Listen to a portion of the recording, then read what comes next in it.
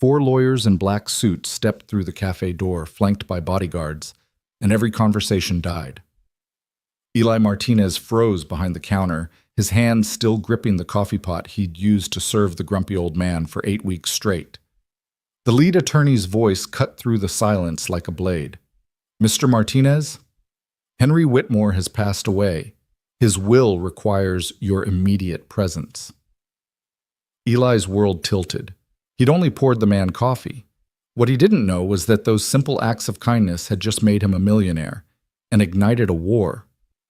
Before we dive into this incredible story, I want you to stay with me until the very end because what happens next will restore your faith in humanity. And please, comment below with the city you're watching from, so I can see how far this story travels around the world.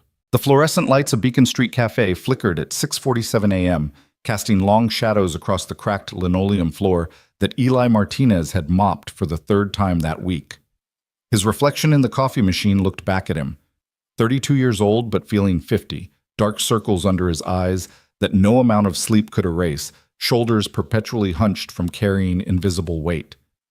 "Table 6 needs a refill," barked Sandra, the day manager, her voice sharp enough to cut glass. She didn't look up from her phone, thumbs scrolling endlessly through someone else's perfect life, while Eli lived his imperfect one in real time. "On it," Eli muttered, grabbing the coffee pot with hands that still bore yesterday's dishwashing burns. The ceramic handle was warm, familiar, the only constant in a life that seemed determined to keep shifting beneath his feet like quicksand. He'd been working at Beacon Street Cafe for 11 months now. 11 months since the accident that took his wife, Marie. 11 months since he became a single father to 6-year-old Ben. 11 months of drowning in medical bills, funeral costs, and a mortgage that laughed at his paychecks like a cruel joke with no punchline. The cafe itself was a relic from another era, red vinyl booths with duct tape covering the tears, laminated menus sticky with decades of syrup and broken dreams, walls the color of nicotine stains even though smoking had been banned for years. It smelled like burnt coffee, bacon grease, and desperation. In other words, it smelled like home. Eli moved through the morning rush on autopilot, his body performing a choreography it had memorized through repetition and necessity. Coffee for the construction workers who never tipped. Eggs over easy for the nurse finishing her night shift. Pancakes for the college student who'd been crying in the bathroom for 10 minutes before ordering. He saw everything. That was his gift and his curse. At 7:03 a.m., the bell above the door chimed, a sound that would change Eli's life forever, though he didn't know it yet.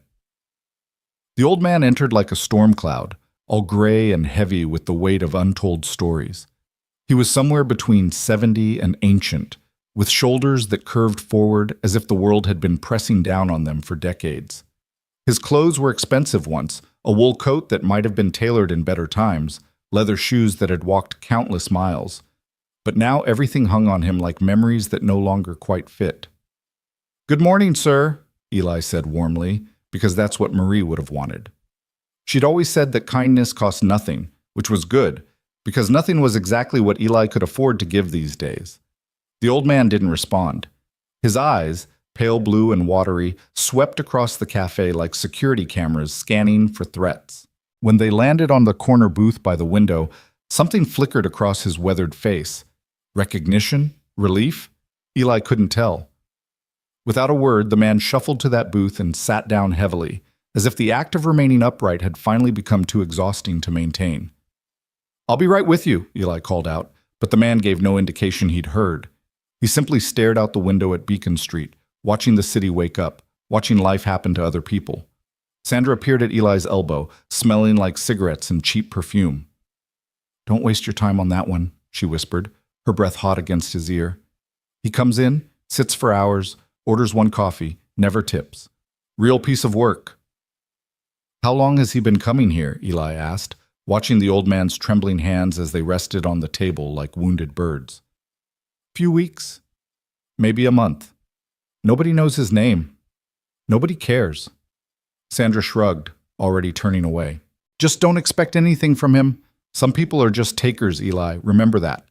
But Eli couldn't remember that, wouldn't remember that. Because when he looked at the old man, he didn't see a bad tipper or a waste of time.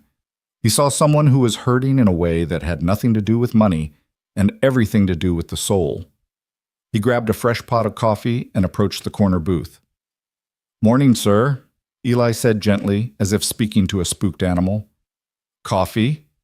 The old man's eyes slowly focused on Eli's face, and for a moment something passed between them. A recognition of shared pain, perhaps, or simply two people who understood what it meant to carry burdens no one else could see. "Black," the man rasped, his voice like gravel grinding against concrete. "Coming right up." Eli poured the coffee with steady hands, despite the exhaustion that made his bones feel like they were made of lead. "Can I get you anything to eat? The breakfast special is toast, wheat, no butter." "You got it." As Eli turned to leave, the old man spoke again.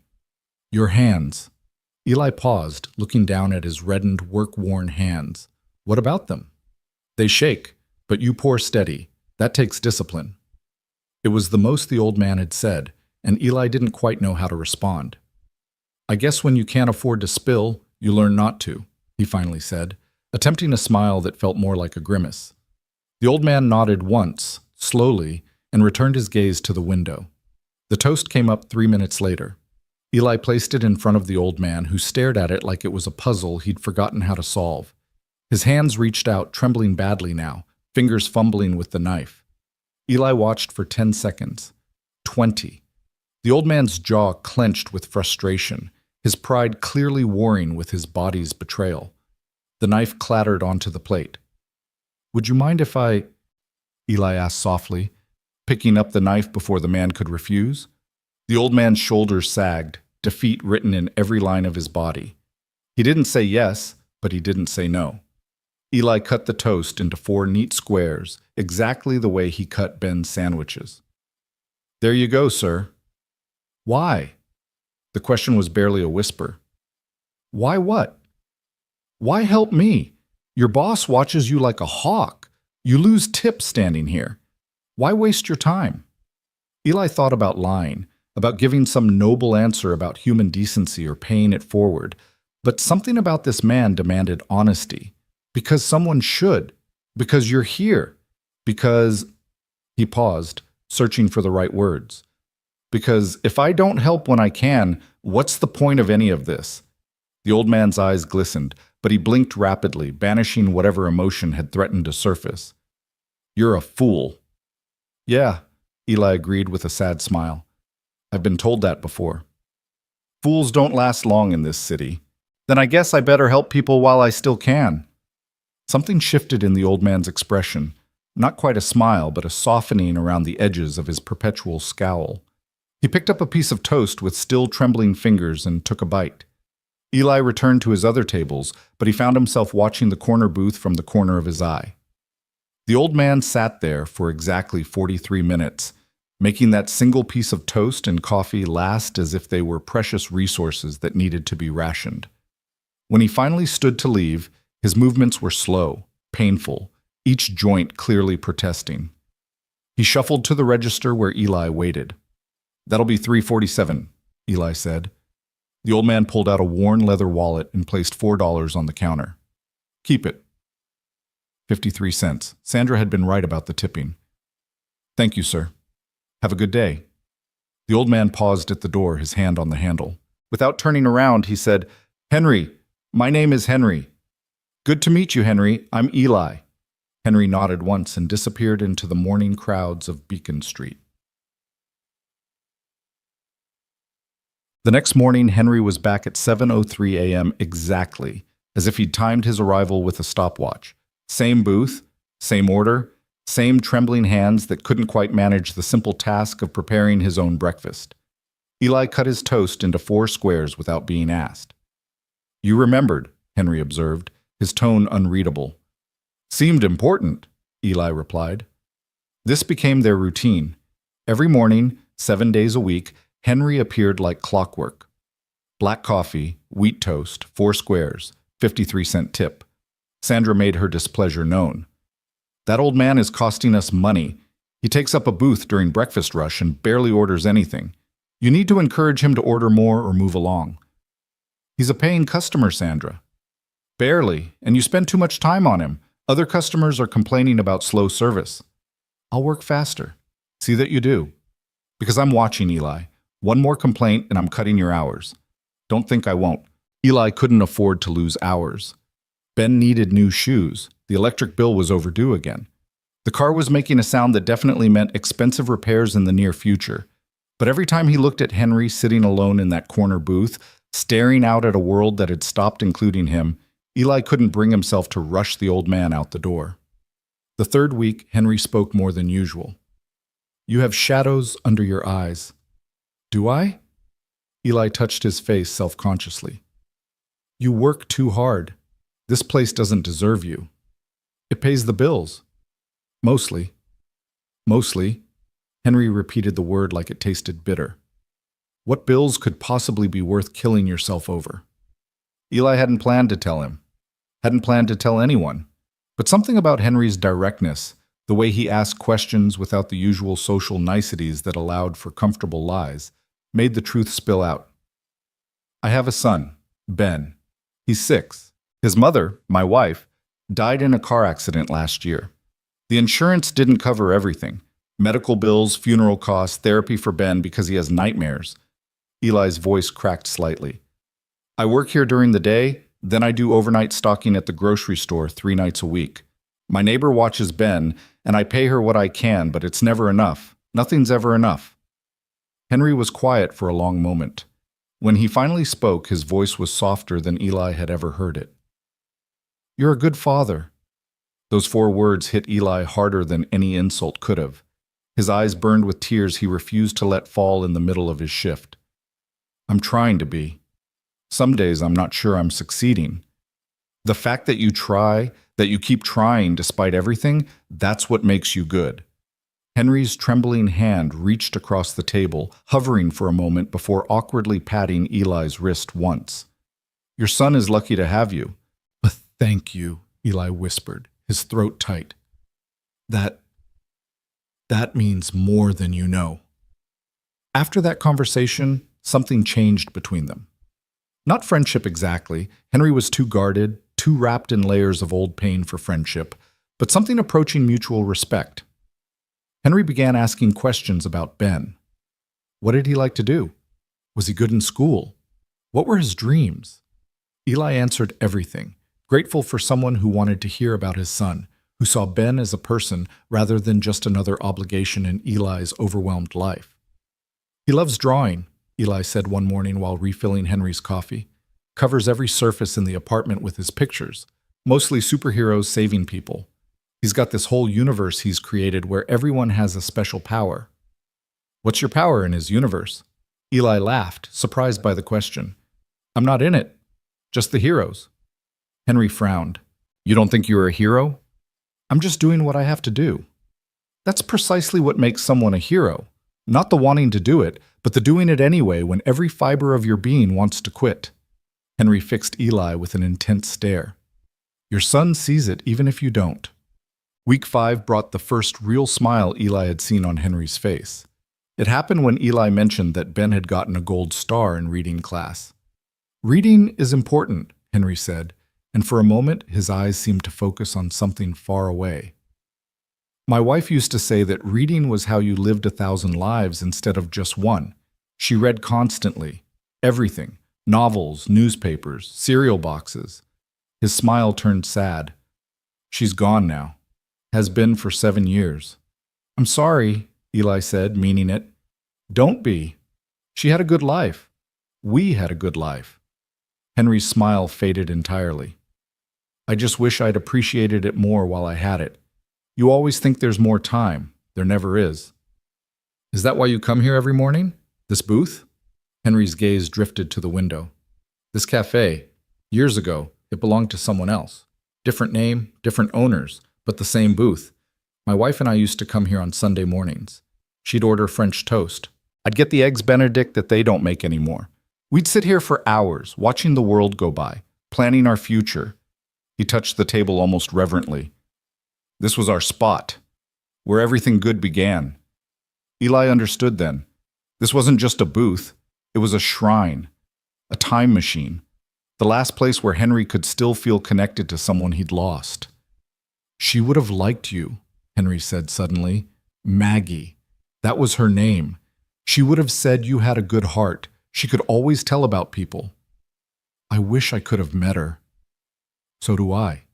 Henry's voice dropped to barely above a whisper. So do I. By week 7, the other regulars had noticed the unusual relationship between Eli and the grumpy old man. What's the story with you and Grandpa Scrooge, Volk? Asked Tommy, one of the construction workers who came in every morning reeking of cigarettes and testosterone. No story. He's just a customer. Bullshit. You treat him like royalty while the rest of us have to flag you down for a coffee refill. What gives? Maybe if you said please once in a while, I'd refill your coffee faster, Eli shot back, surprising himself with the sharpness in his tone. Tommy raised his hands in mock surrender. Whoa, touchy. All I'm saying is the old guy gets special treatment, makes the rest of us wonder what we're doing wrong. You could start by leaving a tip that's more than spare change, Eli muttered, walking away before the conversation could escalate. But Tommy's words stuck with him. Was he giving Henry special treatment? Yes, definitely yes. But not because Henry deserved it more than anyone else, because Henry needed it more. There was a difference, though Eli suspected people like Tommy would never understand it. Sandra certainly didn't. The old man situation is getting out of hand, she informed Eli during his break. He's here for over an hour every morning, taking up prime real estate during our busiest time. Either he starts ordering more or you need to move him along. Those are your options. I'll handle it, Eli said, though he had no intention of doing anything of the sort. See that you do, because the owner's been asking questions about our revenue, and I need to show improvement. If that means losing dead weight, customer or employee, then that's what happens. The threat was clear. Eli's job hung by a thread, and that thread was wearing thin. That night, as Eli tucked Ben into bed in their cramped one-bedroom apartment, his son asked, Daddy, why do you look so sad? I'm not sad, buddy. Just tired. Tired looks different. You're sad. Ben's 6-year-old wisdom was sometimes terrifying in its accuracy. Is it because of the mean lady at work? How do you know about her? You talk in your sleep sometimes. You say, yes, Sandra, in your grumpy voice. Ben demonstrated, and despite everything, Eli had to laugh. I do not sound like that. Do too. Ben giggled, then grew serious again. If she's mean to you, why do you work there? Because we need the money, Ben, and sometimes we have to deal with mean people to get what we need. That's stupid. Yeah, Eli agreed, ruffling his son's hair. Yeah, it kind of is. When I grow up, I'm going to be rich, and then you won't have to work for mean people anymore. Eli's heart cracked a little. You know what, buddy?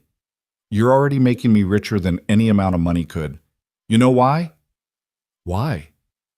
Because I get to be your dad. That's the best job in the whole world. Ben hugged him tightly, his small arms surprisingly strong. You're the best dad in the whole world, too. As Eli turned off the light and closed the door, he leaned against the hallway wall and let himself have 30 seconds of tears. 30 seconds to feel the crushing weight of single parenthood, of poverty, of exhaustion so deep it had become part of his DNA.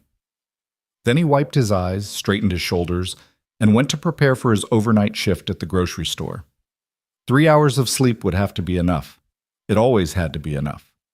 Week 8 began with the Saturday that would change everything, though Eli didn't know it yet.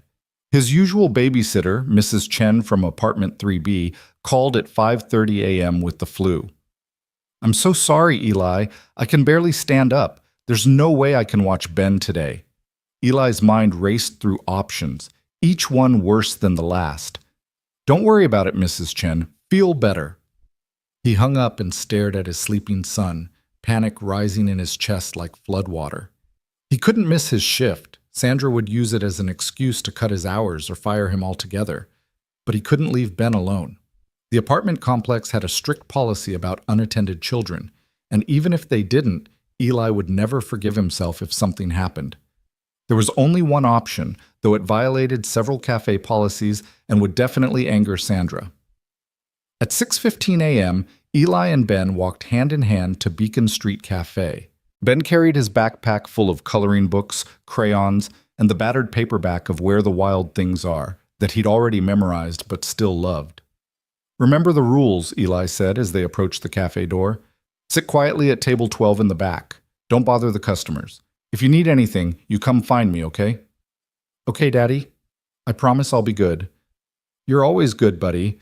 I'm just sorry you have to spend your Saturday here instead of at the park." "It's okay. I like watching you work. You make people happy." Eli's throat tightened. "I try, Ben. I really try." Sandra's expression when she saw Ben could have curdled milk. "What is that?" "That is my son, Ben. My sitter is sick, and I had no other options. He'll sit quietly in the back. You won't even know he's here." "This is completely against—" "I know, and I'm sorry. But I'm here, I'm ready to work, and I will do twice the work of anyone else on the floor today. Please, Sandra. I need this job." Something in Eli's desperation must have penetrated Sandra's armor because she sighed heavily. "Fine. But if there's even one complaint, one, you're both out of here. Understood?" "Understood. Thank you." Eli got Ben settled at table 12 with strict instructions to stay put, then threw himself into the morning rush with manic energy. He poured coffee, took orders, delivered plates, cleared tables, all while keeping one eye on his son, who sat coloring with intense concentration. At 7:03 a.m., Henry walked through the door. Eli's heart sank. Of all the days for Ben to be here, it had to be the day when the grumpiest, most unpredictable regular showed up. What if Henry complained? What if seeing a child in the cafe triggered some old man rage that got both Eli and Ben thrown out? But Henry's reaction was nothing Eli could have predicted. The old man stopped dead in his tracks, his watery blue eyes fixed on Ben with an expression that was equal parts shock and something else, something that looked almost like longing. Eli hurried over. "Good morning, Henry. Your usual booth is ready." Henry didn't move. "That boy, who is he?" "That's my son, Ben. My sitter was sick and I had to bring him to work." "I promise he won't disturb anyone." "Your son," Henry repeated, and his voice carried a weight that made Eli pause. "Yes, sir. I know it's unusual, but bring him to my booth." Eli blinked. "I'm sorry. What?" "Your son. Let him sit with me." Henry's command left no room for argument, but his tone was softer than Eli had ever heard it. "Henry, I appreciate the offer, but I don't want to impose. Ben can stay in the back." "I'm asking, please." The word please sounded rusty in Henry's mouth, as if it hadn't been used in years. "Let the boy sit with me." Eli looked from Henry to Ben and back again, trying to calculate the risks. But something in Henry's expression, a vulnerability, a desperate kind of hope, made him nod. "Let me ask him. If he's comfortable, then okay." Eli crouched next to Ben's table. "Hey, buddy, see that man over there? His name is Mr. Henry. He's asked if you'd like to sit with him while you color. Would you like that?" Ben studied Henry with the serious consideration only children can muster. "Is he nice?" "He's—" Eli struggled for the right word. "He's lonely, Ben. I think having you sit with him would make him happy, but only if you want to. Will you be close by?" "I'll be right here the whole time. If you feel uncomfortable at all, you just come find me, okay?" "Okay." Ben gathered his coloring supplies. "Will Mr. Henry color with me?" "You can ask him." Eli led Ben to the corner booth, his heart hammering with an anxiety he couldn't quite name. "Henry, this is my son. Ben, this is Mr. This is Henry." Ben climbed into the booth with the fearlessness of children who haven't yet learned that the world can be cruel. "Hi, Mr. Henry. Do you want to color with me?" For a long moment, Henry just stared at the boy. Then, slowly, a smile spread across his weathered face. A real smile, not the bitter grimace he usually wore. "I would love to color with you, Ben." Eli brought them both their usual orders, black coffee and toast for Henry, hot chocolate and pancakes for Ben, then retreated to give them space while still keeping them in sight. What happened next was nothing short of miraculous.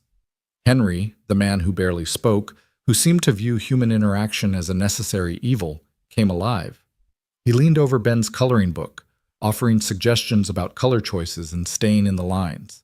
When Ben showed him a picture, Henry studied it with the seriousness of an art critic examining a masterpiece. This is very good, Henry said, holding up a drawing of what might have been a dragon or possibly a very angry dog. You have talent. Thank you. My dad says I'm a good drawer. Do you draw? Not in many years, but I used to when I was young like you. How old are you?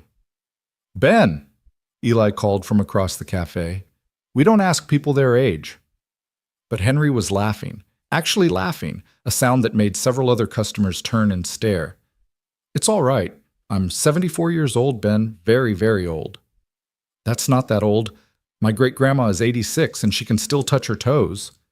Can she really? That's impressive. Can you touch your toes? Henry looked down at his trembling hands, then back at Ben. No, I'm afraid I can't. My body doesn't work as well as it used to. That's okay. My dad says bodies are like cars. Sometimes they need repairs, but that doesn't mean they're broken forever. Henry's eyes found Eli's across the cafe, and something passed between them. Gratitude, respect, a shared understanding of pain and resilience. For 2 hours, Eli watched his worlds collide in the most unexpected way. Ben showed Henry every picture in his coloring book. Henry taught Ben simple addition using sugar packets as counting tools. They played tic-tac-toe on napkins. They discussed important matters like the best flavor of ice cream, Henry, vanilla, Ben, chocolate, and whether dinosaurs could have been good pets. Ben, yes, absolutely, Henry. That might have been problematic.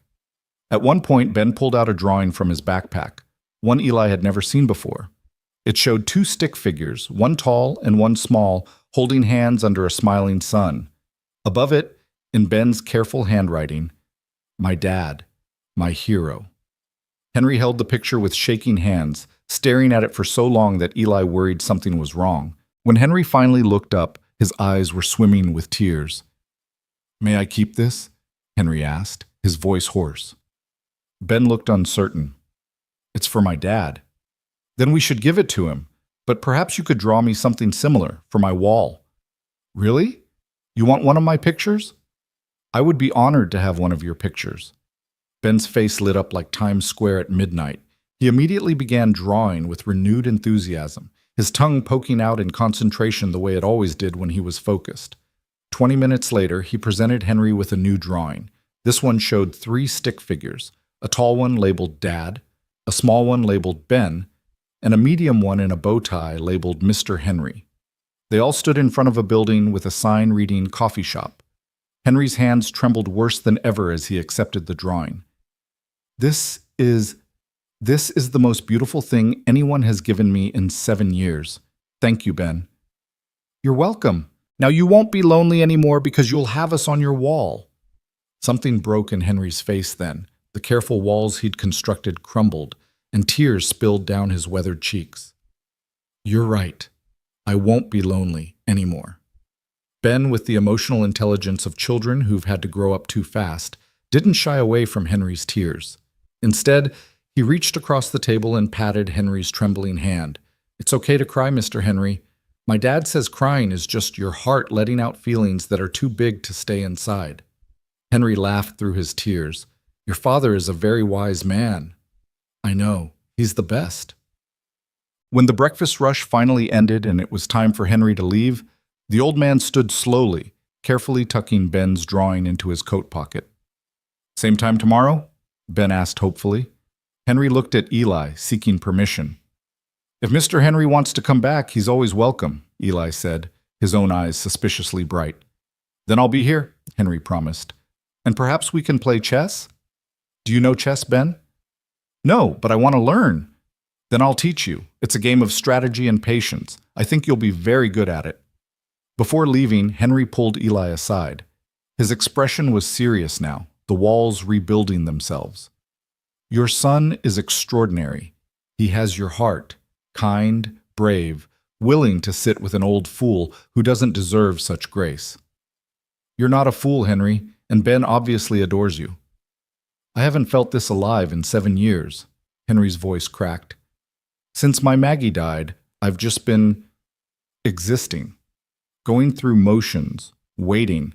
But today, with your boy, I remembered what it felt like to be human again, to matter.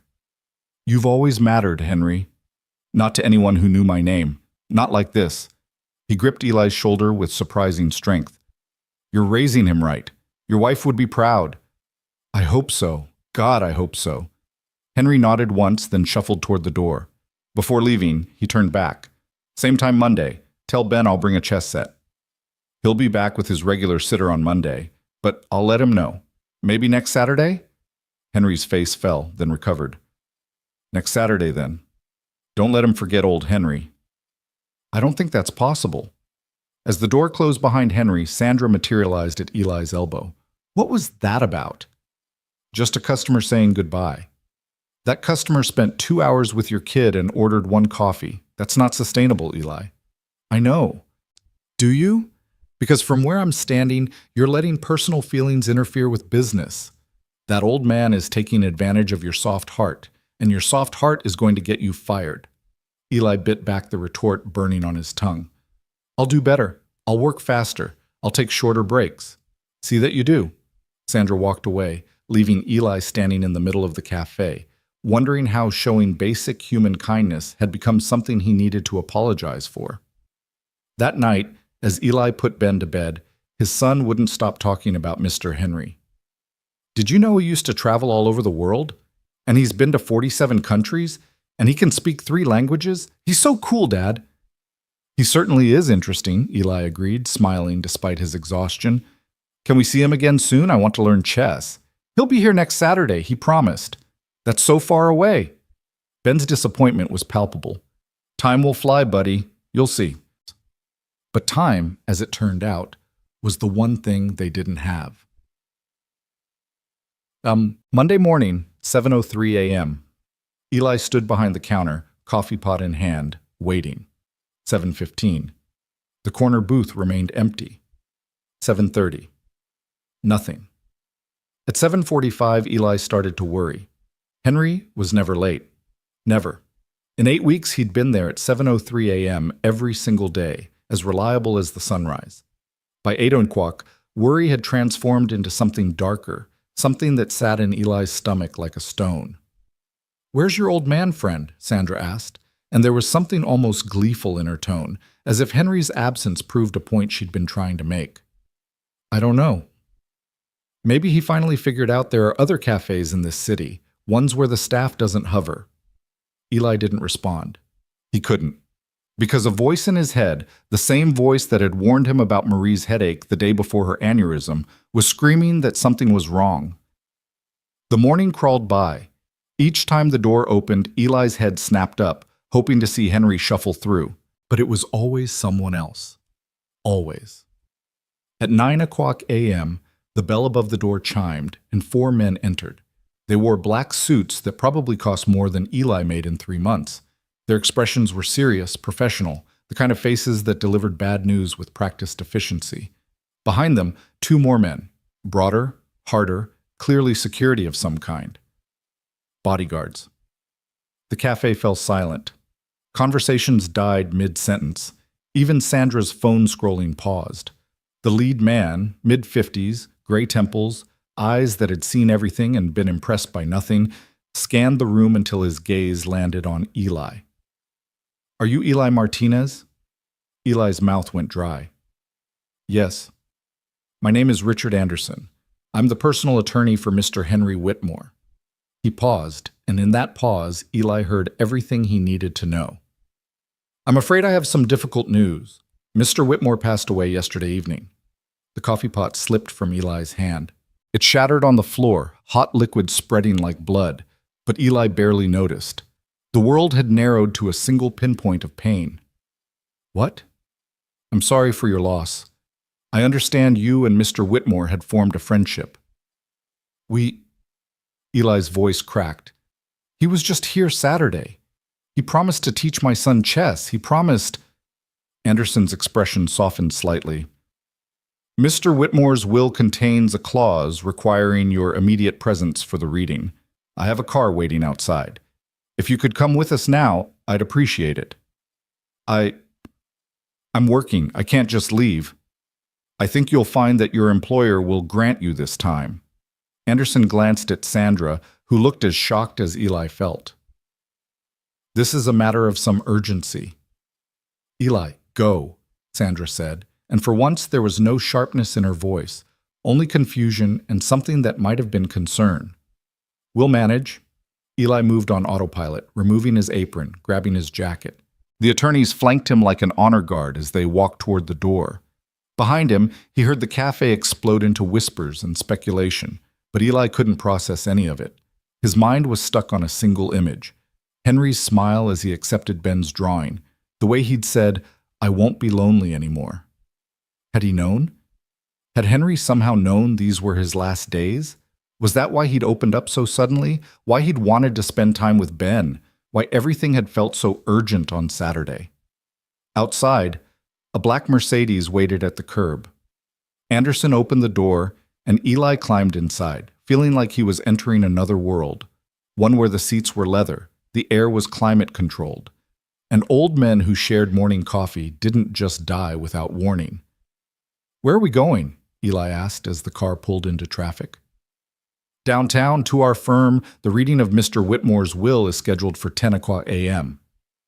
"But why do I need to be there? I barely knew him. We shared coffee a few times, that's all." Anderson turned to face him, and something in his expression made Eli's breath catch. "Mr. Martinez, with all due respect, I don't think you understand. You weren't just a casual acquaintance to Mr. Whitmore. In fact, you may have been the most important person in his life these past 2 months." "That's impossible.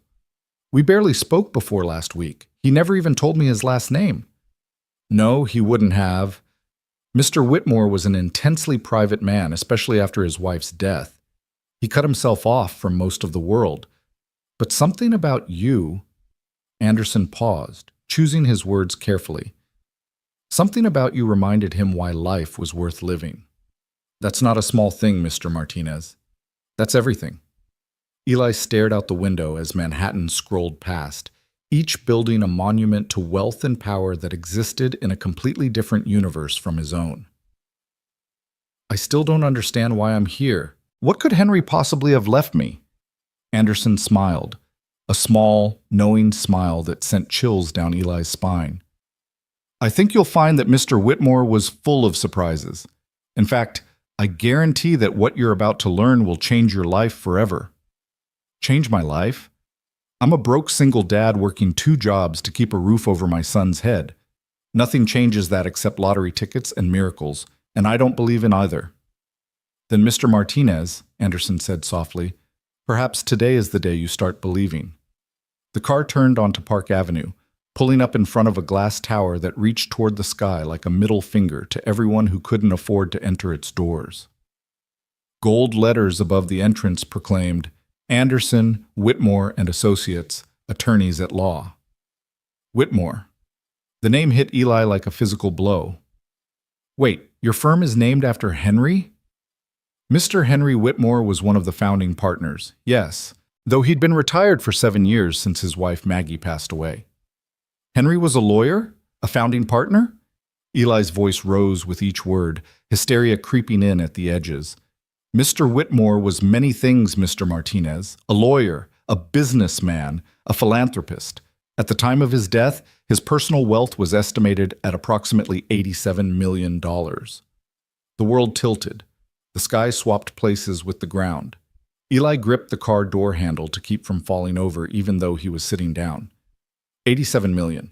But he came to the cafe every day, ordered toast and coffee, tipped 53 cents. He wore old clothes. He was just an old man who needed help cutting his toast."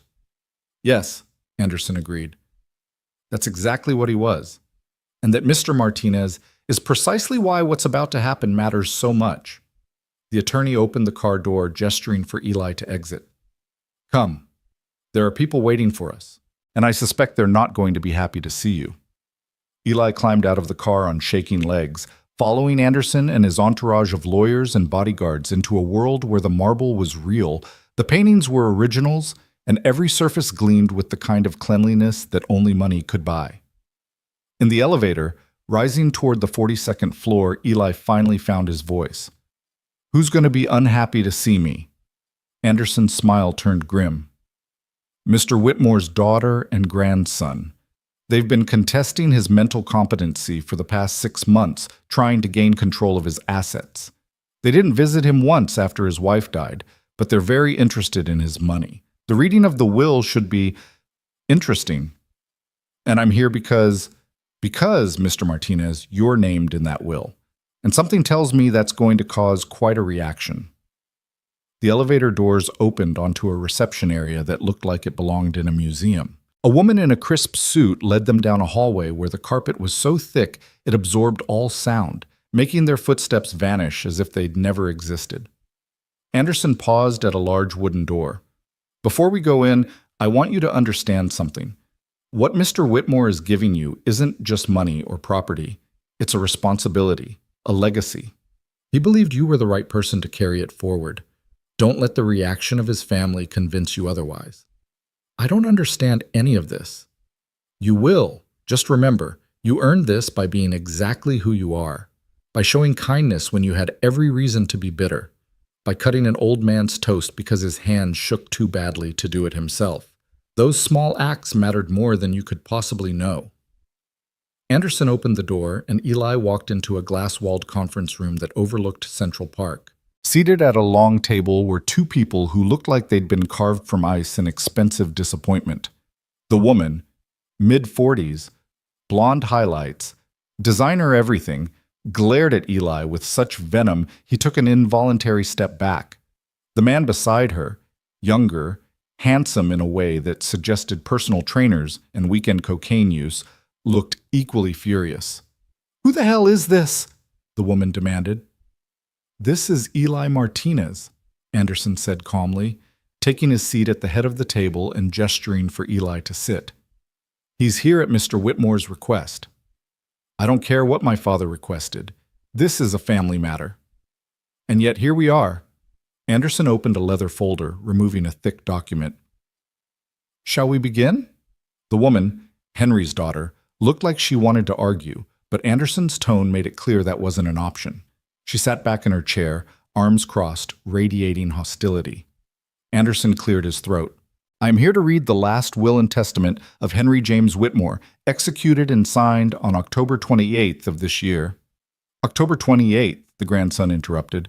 "That was 3 days before he died. This will can't be legitimate. He wasn't in his right mind." "I assure you, Mr. Whitmore was thoroughly evaluated by 3 independent physicians, all of whom confirmed his mental competency. Any challenges to this will would be unsuccessful and expensive. Now, may I continue?" Silence, thick and hostile. "To my daughter, Victoria Whitmore Chase, I leave the sum of $5 million and the property located at 1247 Harbor View Drive in the Hamptons." Victoria's expression didn't change, but her jaw clenched. Clearly, she'd been expecting more. "To my grandson, Marcus Chase, I leave the sum of $5 million and the collection of vintage automobiles currently housed in the Greenwich storage facility." Marcus leaned back, a satisfied smirk on his face. "See, everything's fine. The old man came to his senses." "I'm not finished," Anderson said sharply. The smirk faded. Anderson's eyes found Eli's across the table. "To Mr. Eli Martinez, a man who showed me dignity and kindness when the world saw me only as an inconvenience, I leave the following." Eli couldn't breathe. The room had become an airless vacuum. "I leave Mr. Martinez the sum of $500,000, free and clear of any taxes or liens." The number didn't even sound real. $500,000. More money than Eli had ever imagined having. Enough to pay off every debt, to give Ben the childhood he deserved, to stop working themselves to death and just breathe. But Anderson wasn't finished. "I also leave Mr. Martinez full ownership of Beacon Street Cafe, including the building and property, with the understanding that he will maintain its character as a place where everyone, regardless of wealth or status, is treated with respect and dignity." Eli's vision blurred. His hands gripped the edge of the table so hard his knuckles went white. "Furthermore," Anderson continued, his voice growing louder to be heard over Victoria's increasingly vocal protests, "I leave Mr. Martinez the Whitmore Legacy Trust, which contains $6 million in carefully managed assets, to be used at his discretion for charitable purposes, with a particular focus on supporting single parents and small businesses. The room exploded. Victoria was on her feet, screaming. Marcus was cursing. Someone's fist hit the table hard enough to make the water glasses jump, but Eli couldn't hear any of it. His ears were ringing, his heart was pounding, and his mind was trying to comprehend that his life had just changed so fundamentally that he couldn't even begin to process it. $6.5 million, a cafe, a trust, all because he'd cut an old man's toast. Anderson was still talking, still reading legal language that Eli couldn't follow. Victoria was threatening lawsuits. Marcus was demanding medical records. The bodyguards had moved to blocking positions near the door. And through it all, Eli sat frozen, thinking about Henry, about those pale blue eyes that had seen him, really seen him, when everyone else looked through him, about the way Henry had smiled at Ben's drawing, about his trembling hands holding that picture like it was made of gold instead of crayon. "This is bullshit!" Victoria's shriek cut through Eli's thoughts. My father was clearly being manipulated. This man obviously took advantage of him. "Be very careful with your next words, Ms. Whitmore Chase," Anderson interrupted, his voice deadly quiet. Mr. Martinez did nothing inappropriate. In fact, multiple witnesses at the cafe can attest that he was simply doing his job and doing it with a level of compassion that your father found profoundly moving. My father was senile. Your father was brilliant until the day he died. And he was very clear about his intentions. Anderson pulled out another document. He also left letters, one for each of you, and one for Mr. Martinez. He distributed 3 envelopes. Victoria and Marcus tore theirs open immediately, their expressions cycling through anger, disbelief, and something that might have been shame as they read. Eli stared at his envelope. His name was written on the front in shaky handwriting, Henry's handwriting. "I'll give you a moment," Anderson said softly, and the attorneys and family members filed out, leaving Eli alone in the conference room with his envelope and the impossible reality of his new life. With trembling hands, hands that now shook as badly as Henry's ever had, Eli opened the letter and began to read. "Dear Eli, if you're reading this, I'm gone. I'm sorry to leave without saying goodbye, but I've learned that goodbyes are harder when you say them out loud. So I'll say it this way. Thank you. Thank you for seeing me when I'd become invisible. Thank you for cutting my toast. Thank you for letting me meet your son. Thank you for reminding me that kindness still exists in this cruel, beautiful world. You probably think I'm crazy. Why would I leave so much to a man I barely knew? But that's where you're wrong, Eli. I knew you better in 8 weeks than most people I've known for decades.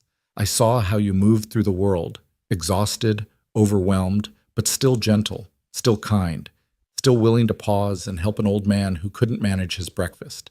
The money is for your freedom. Use it to give your son the life he deserves. Pay off your debts. Sleep without nightmares about bills. Stop working yourself to death and start living. The cafe is for your heart. I know you love that place, even though it doesn't love you back. Make it better. Make it the kind of place where people like us, the lonely, the struggling, the invisible, can find community and comfort. Make it what my Maggie always dreamed it could be.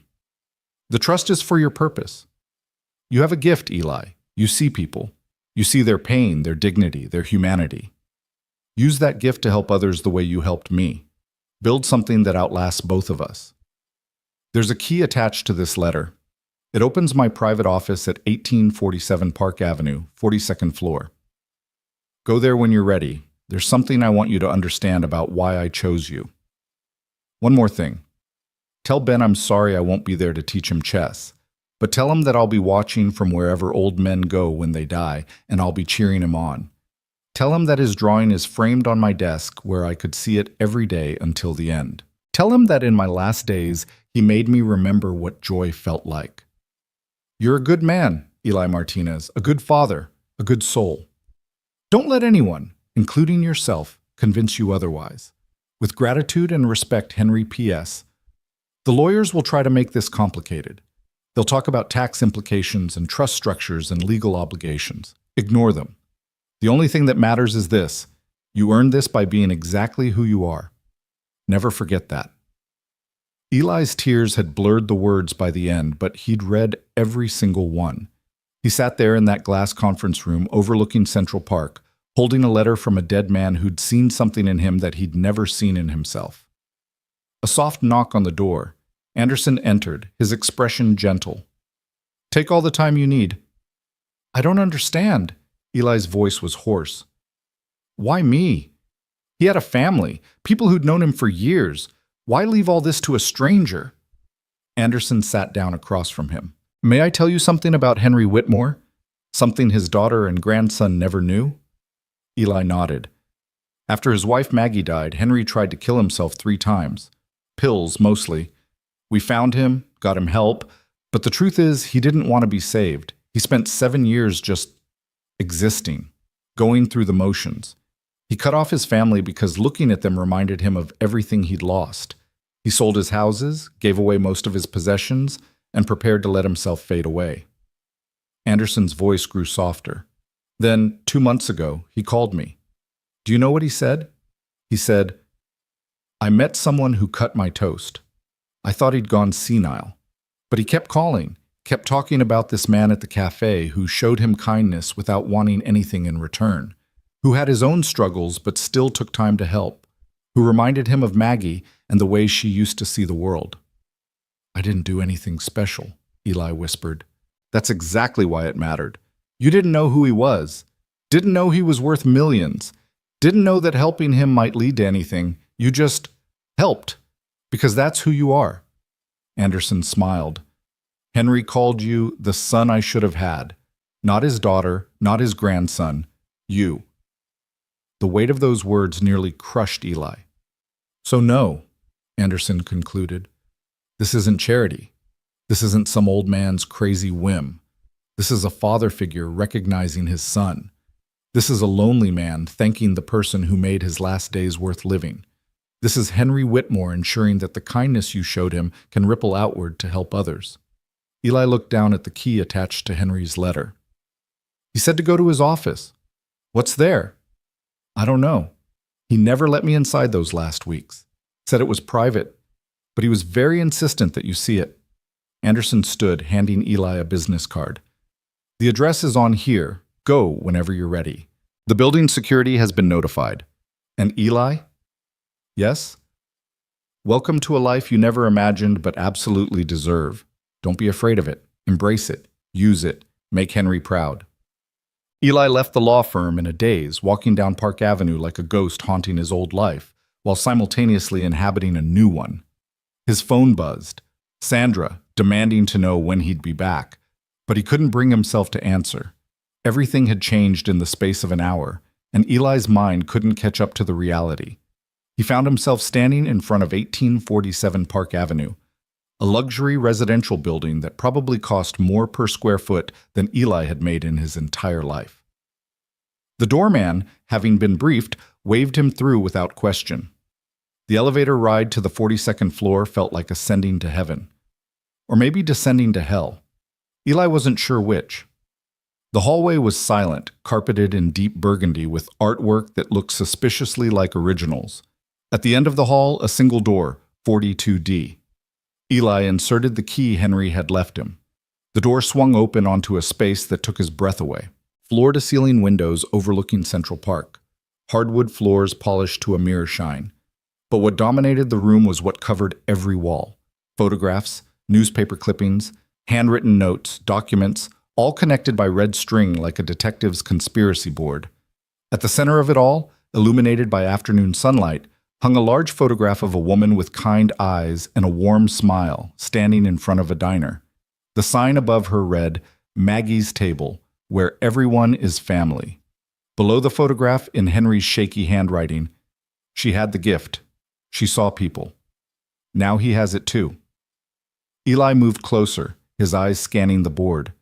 There were articles about the cafe, reviews praising its welcoming atmosphere, features about Maggie's commitment to community. There were photos of Henry and Maggie together, young and old, always with that same expression of deep, abiding love. And then Eli saw them, photographs of himself. Recent photographs taken from outside the cafe. Eli serving customers, Eli cleaning tables, Eli cutting toast for Henry, Eli walking with Ben. Beside each photo, Henry had written notes. Patient with difficult customers. remembers everyone's order, smiles even when exhausted, treats his son with such gentleness, has Maggie's heart. That last note was written in larger letters, underlined 3 times. Eli's legs gave out. He sat on the floor of Henry's office, surrounded by evidence that the old man had been watching him for weeks before their first conversation. That Henry had been looking for someone, not anyone, but the right someone, to carry forward a legacy that had died with his wife. On Henry's desk, encased in an expensive frame, was Ben's drawing, the one showing the 3 stick figures at the coffee shop, and beside it, a note. If I'd had a grandson like this, maybe everything would have been different. But perhaps it's not too late. Perhaps this is how I save what Maggie and I built, by giving it to someone who understands what it means to see people, to really see them. Eli sat there until the afternoon light faded into evening, reading every note, examining every photo, trying to understand the enormity of what had just happened. Henry hadn't been a lonely old man who'd randomly chosen him. Henry had been on a mission, searching for someone worthy of his wife's dream, and somehow, impossibly, he'd decided that Eli, broke, exhausted, invisible Eli, was that person. When Eli finally left the office, locking the door behind him, the sun was setting over Central Park, painting the sky in shades of gold and pink that reminded him of hope. For the first time in 8 weeks, no, for the first time since Marie died, Eli allowed himself to believe that maybe, just maybe, everything was going to be okay. He called Mrs. Chen. "How's Ben?" "He's wonderful, dear. We made cookies." "How are you?" Sandra called looking for you. She sounded angry. "Tell Ben I'll be home soon. And Mrs. Chen, everything's going to be different now. Better. I promise." "Are you all right, Eli? You sound strange." "I'm more than all right. I'm going to be able to pay you properly for watching Ben. I'm going to be able to give him everything he deserves. I'm going to be able to breathe." As Eli walked toward the subway, his phone buzzed with a text from Anderson. "Congratulations again. Henry would be proud. Call me tomorrow and we'll start the paperwork. Your life begins now." Eli looked up at the darkening sky, where the first stars were beginning to appear. "Thank you, Henry," he whispered. "I won't let you down. I promise I'll make Maggie's dream come true. I'll make sure everyone who walks through those doors is seen, is valued, is family." Somewhere in the universe, Eli liked to imagine that Henry heard him, and that beside him, a woman named Maggie smiled and said, "I told you so. I told you there were still good people in the world." Eli walked home to his son, carrying in his pocket a key to a new future. In his heart, a responsibility he'd never asked for but would honor anyway.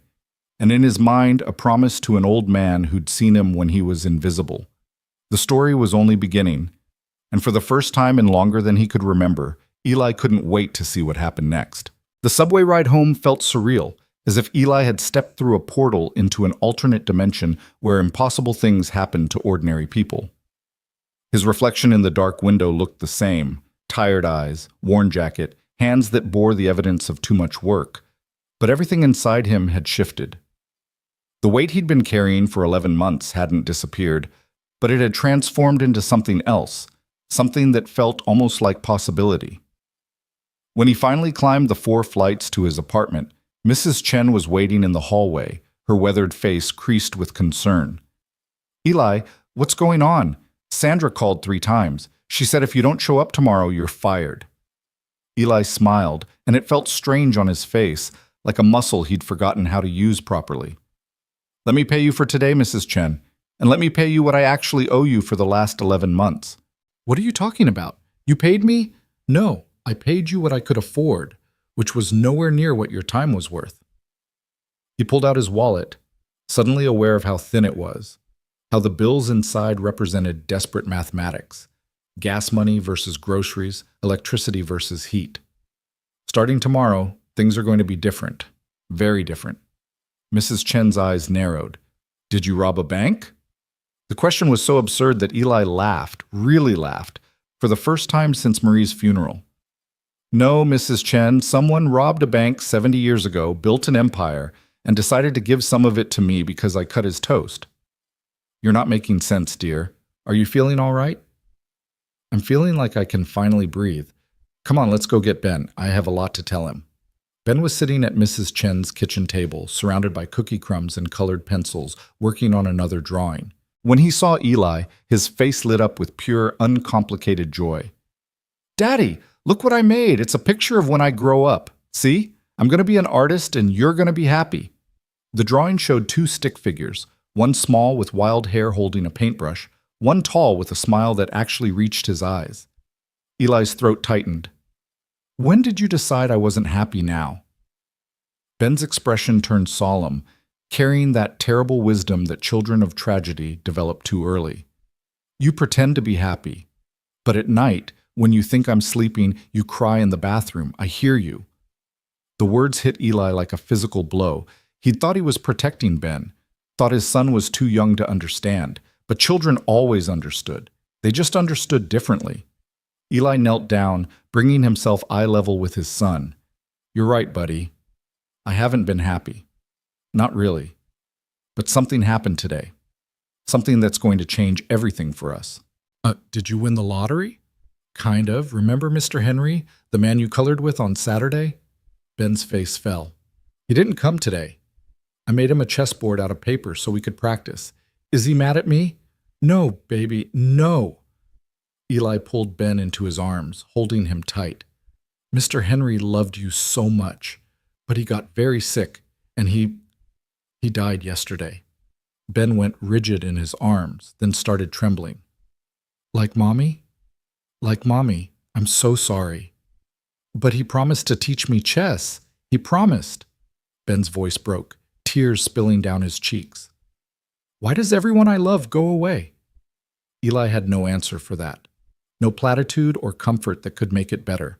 So he just held his son while Ben cried for an old man he'd known for 2 hours but had loved with the instant, absolute devotion that only children can give. After the tears slowed, Eli said softly, Mr. Henry left you something. He wanted to make sure you knew how much Saturday meant to him. What did he leave me? A promise. He left us the cafe, Ben. Beacon Street Cafe belongs to us now. And he left money. Enough money that I don't have to work 2 jobs anymore. Enough that we can fix everything that's broken. Enough that when you grow up to be an artist, I can afford to be happy watching you. Ben pulled back, his tear-stained face confused. Mr. Henry gave us money? Why? Because I cut his toast. Because you colored with him. Because we made him feel like he mattered when he thought nobody cared anymore. Eli wiped his son's tears with his thumb. Because sometimes, buddy, being kind is the most valuable thing in the world. More valuable than money? Way more valuable. The money is it's just a thank you note for being kind. Ben thought about this with the intense concentration he usually reserved for complex coloring decisions. Finally, he said, I'm sad Mr. Henry is gone, but I'm glad he knows we loved him. Me too, Ben, me too. Me. That night, after Ben finally fell asleep clutching the paper chessboard he'd made, Eli sat in their cramped living room and tried to plan a future he'd never imagined having. The numbers Anderson had quoted felt abstract, impossible. $500,000. The cafe. $6 million in a trust. These weren't numbers that applied to people like Eli. They were lottery numbers, fantasy numbers, numbers that existed in movies and other people's lives. He pulled out his phone and Googled Henry Whitmore. The search results made his hands shake worse than Henry's ever had. Page after page of articles, photographs, accolades. Henry hadn't just been wealthy, he'd been a titan, a legal legend. A man who'd argued cases before the Supreme Court, who'd represented presidents and corporations, who'd built Anderson, Whitmore and Associates into one of the most prestigious firms in the country. And before all that, he'd been married to Maggie Brennan, daughter of a Brooklyn diner owner who'd refused to let wealth change her values. Together, they'd opened Maggie's Table, a diner in Manhattan that became famous not for its food, but for its heart. Every article about it mentioned the same things. How Maggie knew every customer's name, how she hired people others wouldn't, how she created a space where Wall Street executives sat next to homeless veterans, and everyone was treated exactly the same. The diner had closed 7 years ago when Maggie died of cancer. Henry had sold the building the next day, unable to bear entering it without her. According to one article, he'd become a recluse, cutting off friends and family, living alone in his Park Avenue penthouse, slowly fading from the world. Until 2 months ago, when he'd started going to Beacon Street Cafe, to the same corner booth where he and Maggie had sat 40 years earlier when the cafe was still Maggie's table. Eli's vision blurred. Henry hadn't been looking for just any kind person. He'd been looking for someone who could resurrect what he and Maggie had built, someone who could take their dream and make it live again. The weight of that responsibility was crushing and exhilarating in equal measure. His phone rang. Sandra. Eli stared at the screen, watching her name flash accusingly. Finally, at the last second, he answered. Hello? Where the hell have you been? You walked out in the middle of your shift, didn't answer my calls, and left me short-staffed for the lunch rush. Sandra's voice could have stripped paint. I want you here at 5 a.m. tomorrow to make up for it, and if you're even 1 minute late, I quit. Silence. Then, dangerously quiet. What did you say? I quit, Sandra. I'm giving you my 2 weeks' notice, effective immediately. Actually, no. Effective right now. I quit right now. You can't quit. You need this job. You're drowning in debt. You have a kid to support. I inherited the cafe, Sandra. Beacon Street Cafe now belongs to me, along with enough money that I'll never have to choose between electricity and groceries again. So yes, I can quit. And I am quitting, effective immediately. The silence stretched so long, Eli thought she'd hung up. Then, you're lying. Henry Whitmore left it to me in his will. The lawyers came today, 4 of them, with bodyguards. They took me downtown and read me the will, and now the cafe is mine. Eli felt a rush of satisfaction saying it out loud. Which means you're fired, Sandra. You've got 2 weeks to find another job. See how you like it. You can't fire me. I've worked there for 8 years. And you've been cruel to me for 11 months. You've made fun of Henry behind his back, called him dead weight, told me I was too soft. Well, turns out my softness just bought me a future, and your hardness bought you unemployment. Eli's voice hardened to match hers. 2 weeks, Sandra, then you're done. He hung up before she could respond, his heart hammering with adrenaline and something that felt suspiciously like joy. He'd never quit anything in his life, had never walked away from a job no matter how terrible, because walking away was a luxury he couldn't afford. But now, he could afford it. Could afford to stop accepting cruelty as the price of survival. Could afford to stand up and say no more without the fear of starvation hanging over his head. The feeling was intoxicating. His phone immediately started ringing again.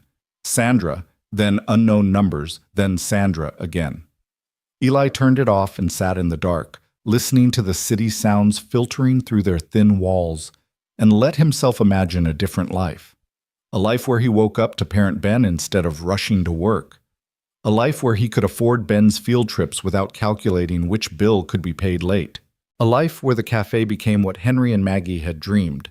A place where everyone mattered, where kindness was the currency, where loneliness came to die. The vision was so beautiful it hurt to look at directly. The next morning, Eli woke with purpose burning in his chest like a bright, clean flame.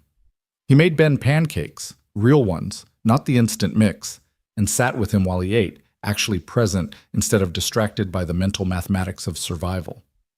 Are we really rich now? Ben asked, syrup on his chin. We're really okay now. There's a difference. What's the difference? Rich means you have money. Okay means you have enough. We have enough, buddy. Finally. We have enough. Ben considered this. Can we get a dog? The question caught Eli off guard. A dog?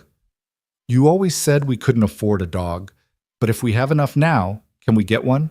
A big one that can sleep on my bed and protect us? Eli's eyes stung. Of course, Ben wanted something to protect them. Of course, his 6-year-old son was still trying to feel safe in a world that had taken his mother and taught him that good things disappeared without warning. Yeah, buddy, we can get a dog, a big one, whatever kind you want. Ben's smile was blinding. Really? You promise? I promise. We'll go to the shelter this weekend and find the perfect one.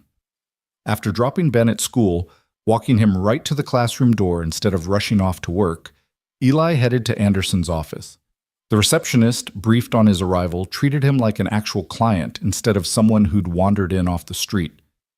"Mr. Martinez, Mr. Anderson is expecting you. Conference room C." The same glass-walled room where his life had changed yesterday now held only Anderson and a small mountain of paperwork. "Good morning, Eli. Coffee?" "Please." "Black." Anderson smiled as he poured. "Like Henry." "Like Henry," Eli agreed, accepting the cup. "I don't know where to start." "Then let's start with the immediate practicalities. The $500,000 has already been transferred to a new account in your name. Here's the information." Anderson slid papers across the table.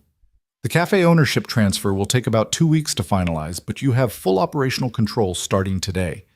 The trust requires a bit more paperwork. There are tax implications and legal structures we need to establish, but the funds are accessible for approved charitable purposes." Eli stared at the bank account information. The number had too many zeros. "This is real. This is very real. Now, let's discuss what you want to do with it." "I want to make the cafe what Henry and Maggie dreamed it could be.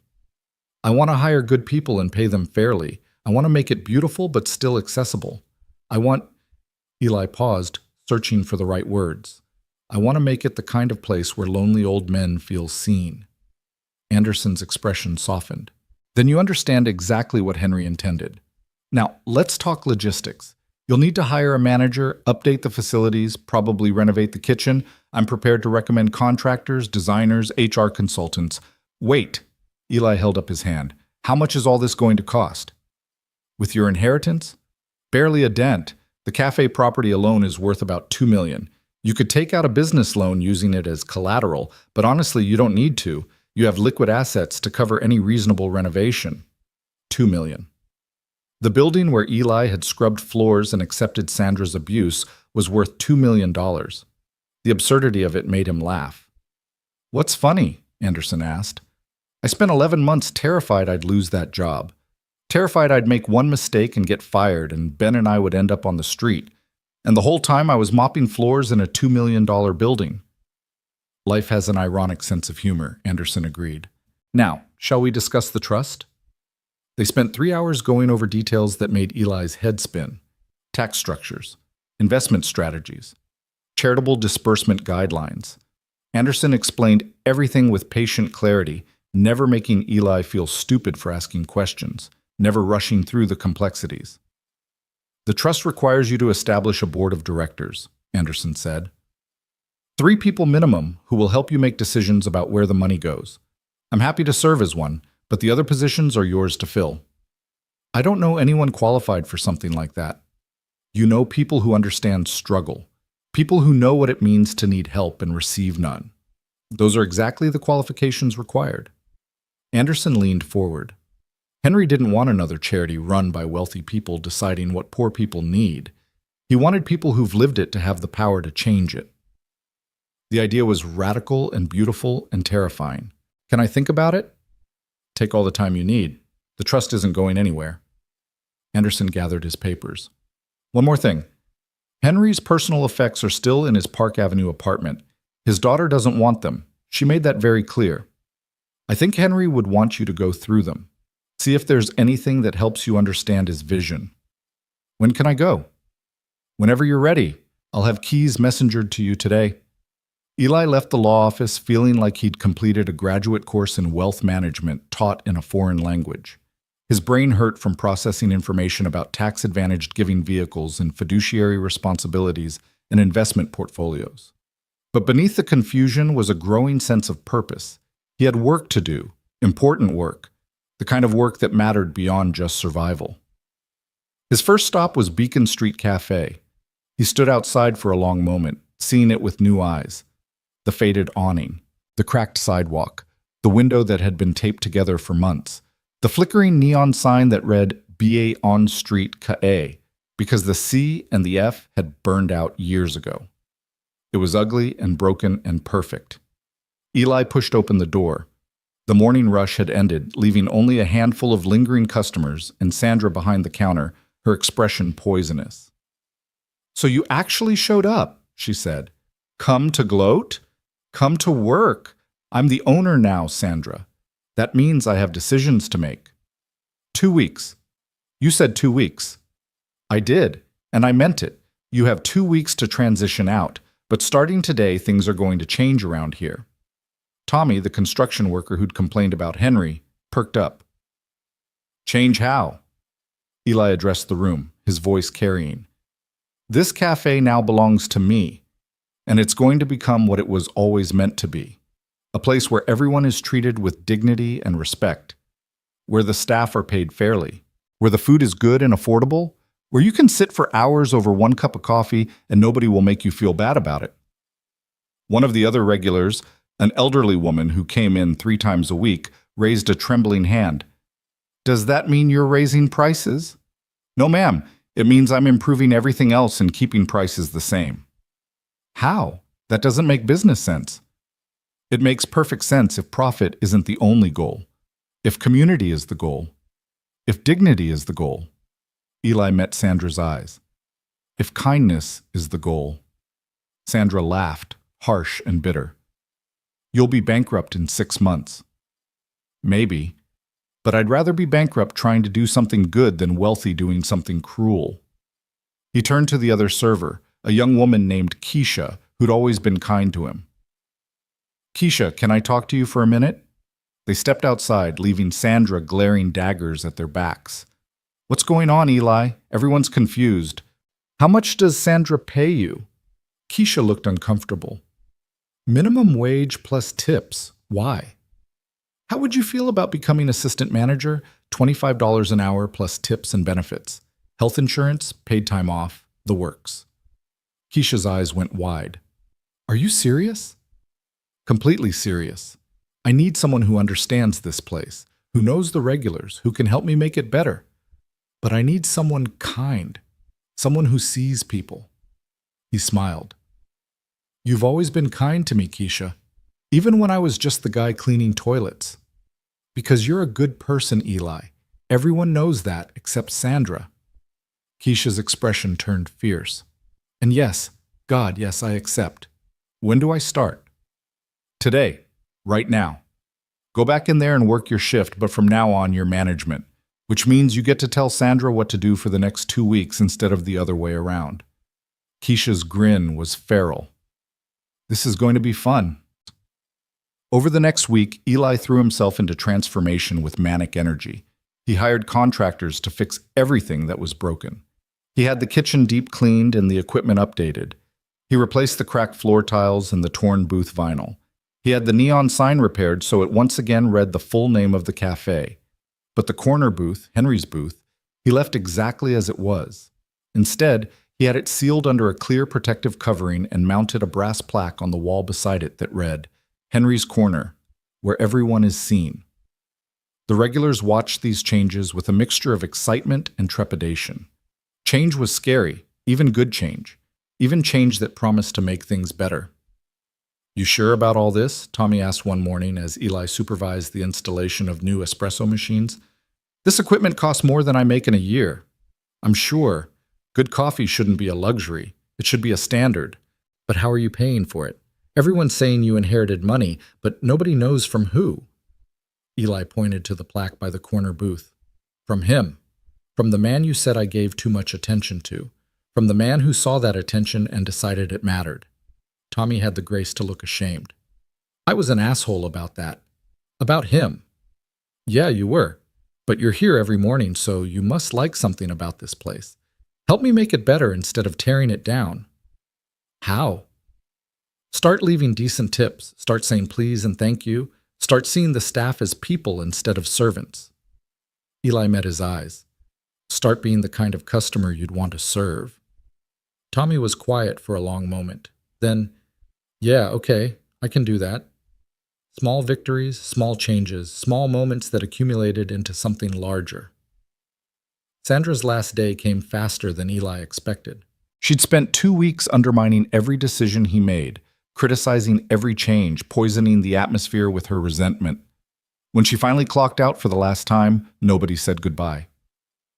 You'll fail, she told Eli on her way out.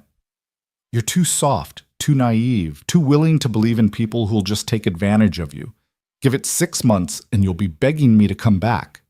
6 months from now, I'll have created something beautiful, Eli replied calmly, and you'll still be bitter. I know which future I prefer. She left without another word, and the cafe seemed to breathe easier in her absence.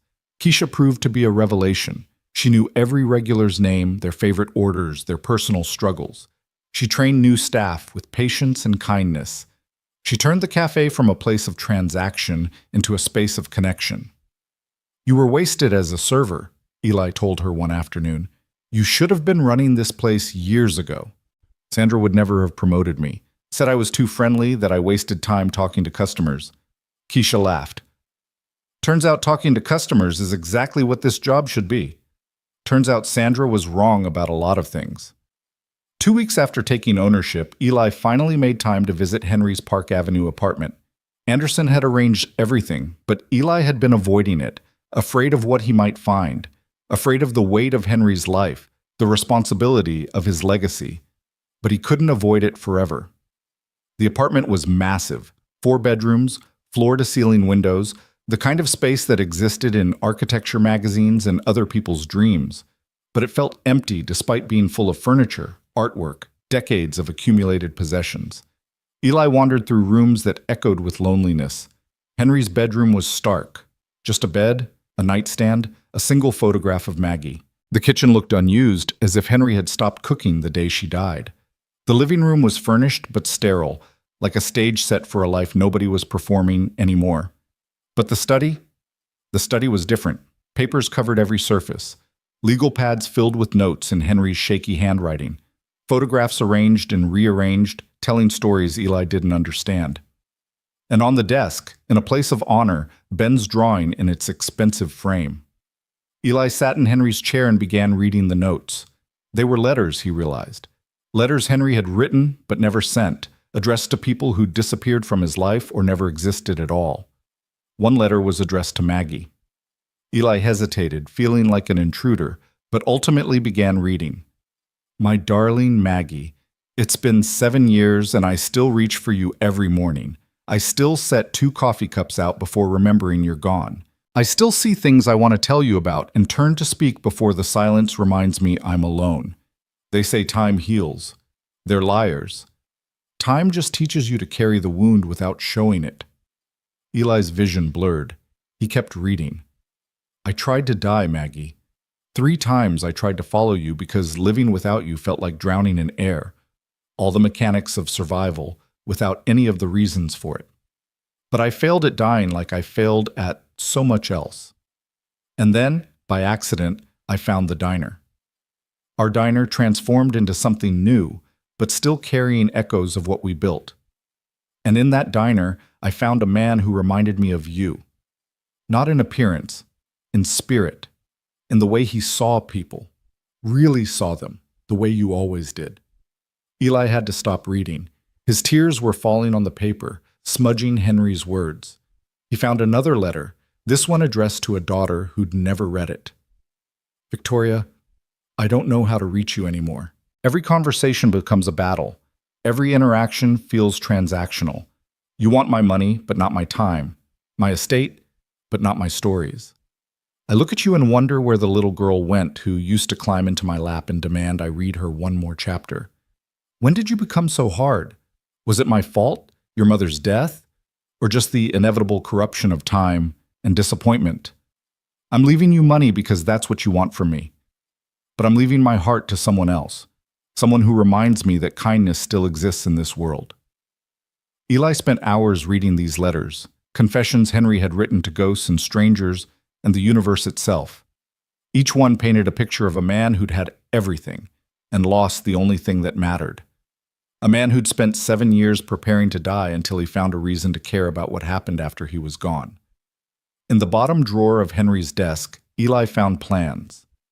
Detailed plans for renovating Beacon Street Cafe, architectural drawings, budget projections, lists of community programs the trust could fund.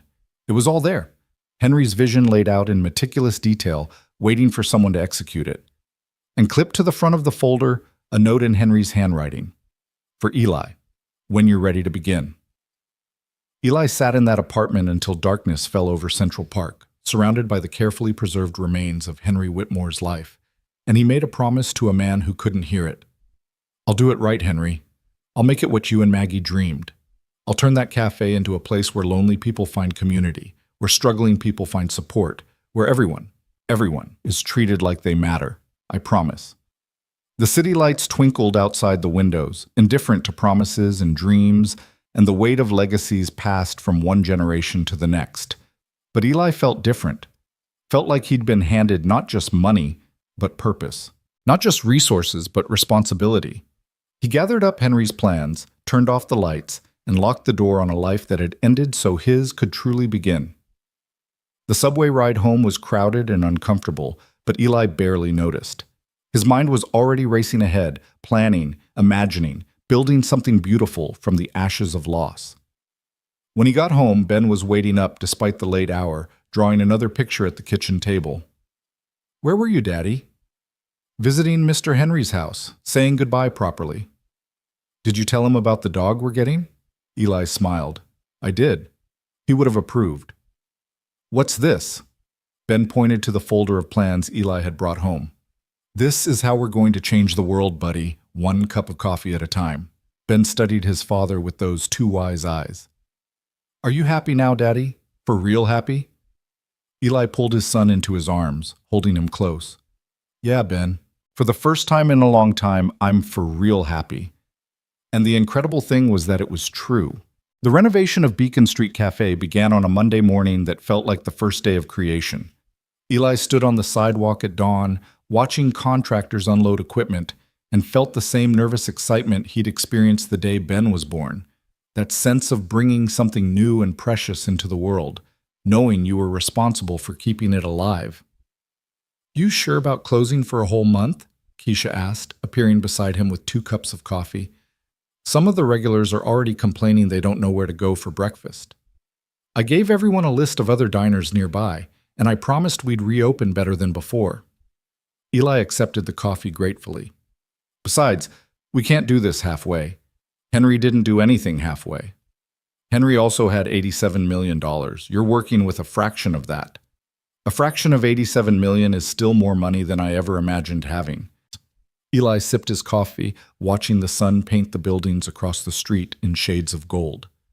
"And it's not about how much we spend, it's about doing it right." The lead contractor, a woman named Rosa, who'd come highly recommended by Anderson, strode over with a clipboard and an expression that suggested she didn't tolerate nonsense. "Mr. Martinez, we need to make some decisions about the kitchen layout. The current configuration violates about 6 different health codes. Fix whatever needs fixing. Just preserve the character of the place." "Character is great until the health inspector shuts you down." Rosa flipped through her notes. "I'm recommending we gut the kitchen entirely, start from scratch. New equipment, new ventilation, proper spacing. It'll cost about $40,000 more than the original estimate." Eli's old instinct screamed at him that $40,000 was an impossible, terrifying amount. But his new reality whispered that $40,000 was an investment in doing things right. "Do it." "But Rosa?" "Yeah?" "That corner booth stays exactly as it is. I don't care if you have to build the entire renovation around it. That booth doesn't get touched." Rosa glanced at the protective covering over Henry's booth, at the brass plaque on the wall. "The one with the memorial?" "That one. It's sacred ground." Something in Eli's tone made Rosa nod without argument. "Understood. We'll work around it." Over the next 4 weeks, Eli watched Beacon Street Cafe transform from a tired relic into something that honored both its past and its future. The contractors stripped away decades of neglect, revealing good bones beneath the decay. Original tile work emerged from under cheap linoleum. Brick walls appeared where drywall had hidden them.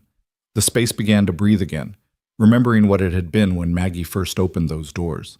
But Eli wasn't trying to recreate Maggie's table. He was trying to build something that carried its spirit forward. New booths in warm burgundy leather, tables made from reclaimed wood. Lighting that was bright enough to read by, but soft enough to feel intimate. A color palette of cream and deep red that felt both classic and welcoming. The kitchen became a marvel of modern efficiency. Stainless steel and proper ventilation, and equipment that didn't sound like it was dying every time someone turned it on. But Eli insisted on keeping the old coffee maker, the one Henry had drunk from every morning. Rosa had it professionally restored and mounted on a place of honor behind the counter. "That's a health code violation," she pointed out. "Then we won't use it. But it stays. That machine made Henry's last cups of coffee. It's part of the story." Ben visited the construction site every day after school, hard hat perched on his small head, asking endless questions about measurements and materials and whether the workers ever got scared being up so high on ladders. The crew adopted him as a mascot, teaching him about levels and load-bearing walls and the satisfying sound of a perfectly driven nail. "Your kid's got a good eye," Rosa told Eli one afternoon. "He spotted a measurement error I missed. Kid might be an architect someday. Or an artist, or an astronaut, or whatever he wants." Eli watched Ben carefully sketching the cafe layout in his notebook. That's the whole point of all this, giving him the freedom to become whoever he's meant to be. "Henry would be proud," Rosa said quietly. "I looked him up after you hired me, read about what he and his wife built. This is a hell of a legacy to inherit. Sometimes I wake up terrified I'm going to mess it up, that I'll dishonor what they created. But you know what I think? I think the fact that you're terrified means you'll get it right. It's the people who aren't scared who screw things up." Rosa clapped him on the shoulder. "You're doing good work here, Eli. Trust yourself." While the cafe underwent its physical transformation, Eli worked on assembling the board for the Whitmore Legacy Trust. Anderson had agreed to serve, bringing legal expertise and institutional knowledge. For the second position, Eli approached Mrs. Chen. "Me?" She'd stared at him like he'd suggested she fly to the moon. "I'm just a babysitter, Eli. I don't know anything about running a foundation." "You know about struggle. You know what it's like to work 3 jobs and still worry about making rent. You know which bills get paid and which ones get ignored. You know exactly what people need because you've needed it yourself." Eli had taken her hand gently. "That's worth more than any MBA, Mrs. Chen. Henry wanted people who understood on this board, not people who theorized. But I don't even have a college degree." "Neither do I, but we both have something better. We have empathy. We have experience. We have hearts that break when we see people suffering." He'd squeezed her hand. "Please, help me make sure this money goes to people who actually need it." Mrs. Chen had cried. Then she'd said yes. For the third position, Eli chose Keisha. She'd protested even more vigorously than Mrs. Chen, insisting she was too young, too inexperienced, too new to management.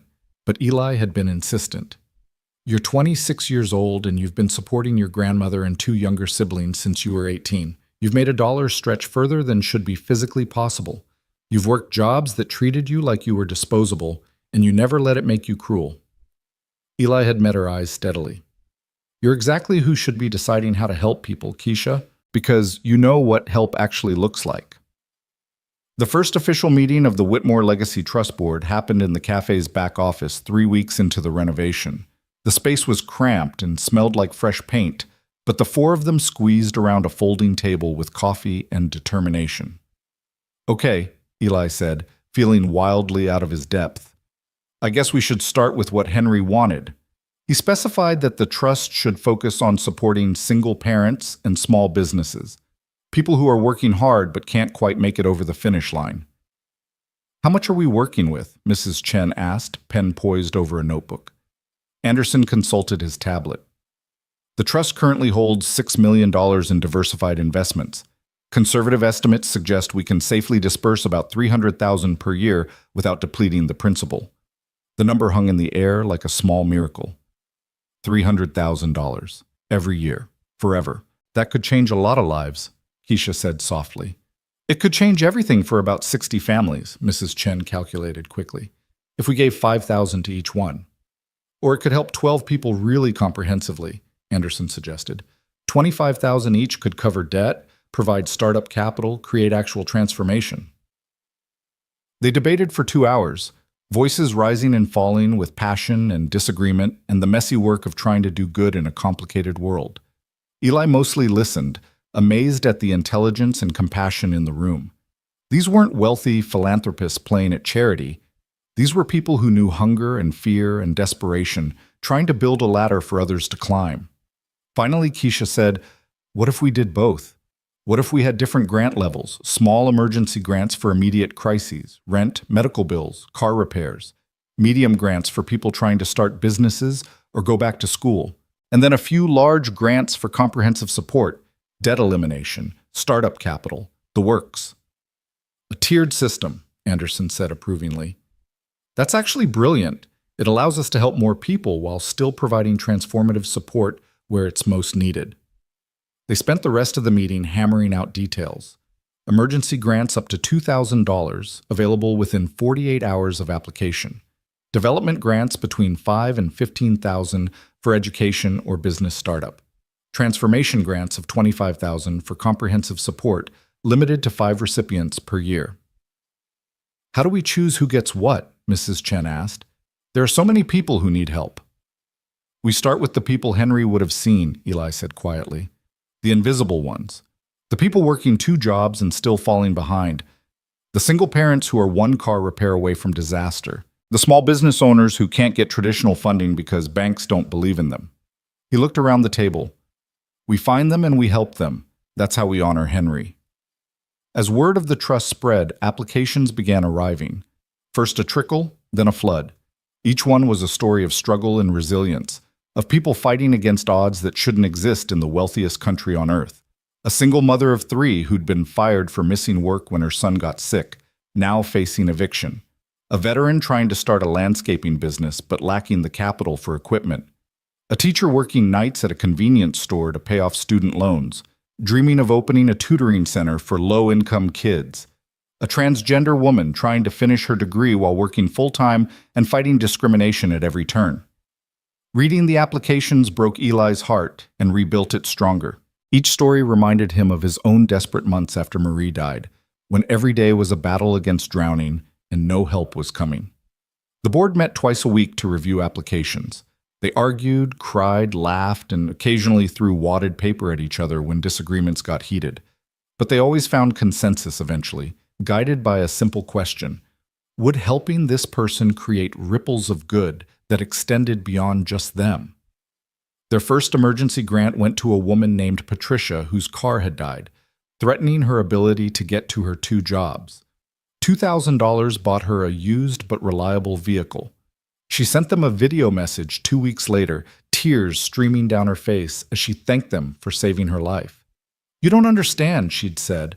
I was 1 paycheck away from losing my apartment. My kids would have ended up in foster care. You didn't just fix my car. You kept my family together. And Keisha had played that video 3 times, crying harder each time. This is why we're doing this right here. Their first transformation grant went to Marcus, a formerly incarcerated man trying to open a restaurant but unable to get funding because of his record. $25,000 covered commercial kitchen equipment, licensing fees, and 3 months of operating capital. His restaurant, Second Chances, opened 6 months later and immediately became a neighborhood fixture, known for hiring people others wouldn't and serving food that tasted like love. By the time Beacon Street Cafe reopened, the trust had helped 43 people. 43 lives changed.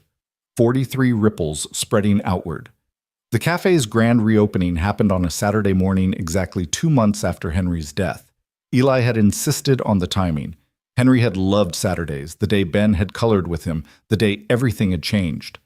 At 6:00 a.m., a line stretched down the block. Old regulars mixed with curious newcomers, all waiting to see what Eli had built. Tommy stood near the front, looking uncomfortable in clean clothes. Mrs. Chen had brought half her building.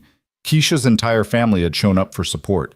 Even some of the grant recipients had come, wanting to thank the man who'd helped them. You ready? Keisha asked, standing beside Eli at the locked door. Absolutely not. Let's do it anyway. Eli unlocked the door and the crowd flooded in, their reactions immediate and visceral. People stopped, stared, touched the walls like they couldn't believe what they were seeing. The space glowed with warmth and welcome, every detail considered, every corner designed for comfort. But it was Henry's corner that drew everyone's attention. The preserved booth under its clear protective covering, the brass plaque catching the light, the old coffee maker mounted above it like a religious icon.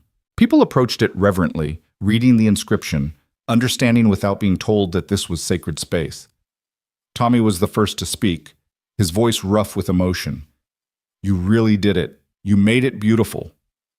We made it beautiful, Eli corrected. All of us. Everyone who believed it could be better. The first customer to sit in a booth was a homeless veteran named Jerome, who'd been coming to the cafe for years, usually buying nothing because he had nothing to buy with.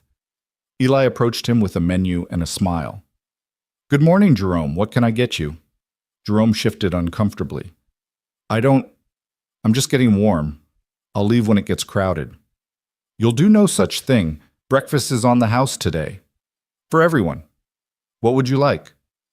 You can't afford to give away free food. I can afford whatever creates community. Now, eggs or pancakes? Jerome's eyes filled with tears. Pancakes, if it's really okay.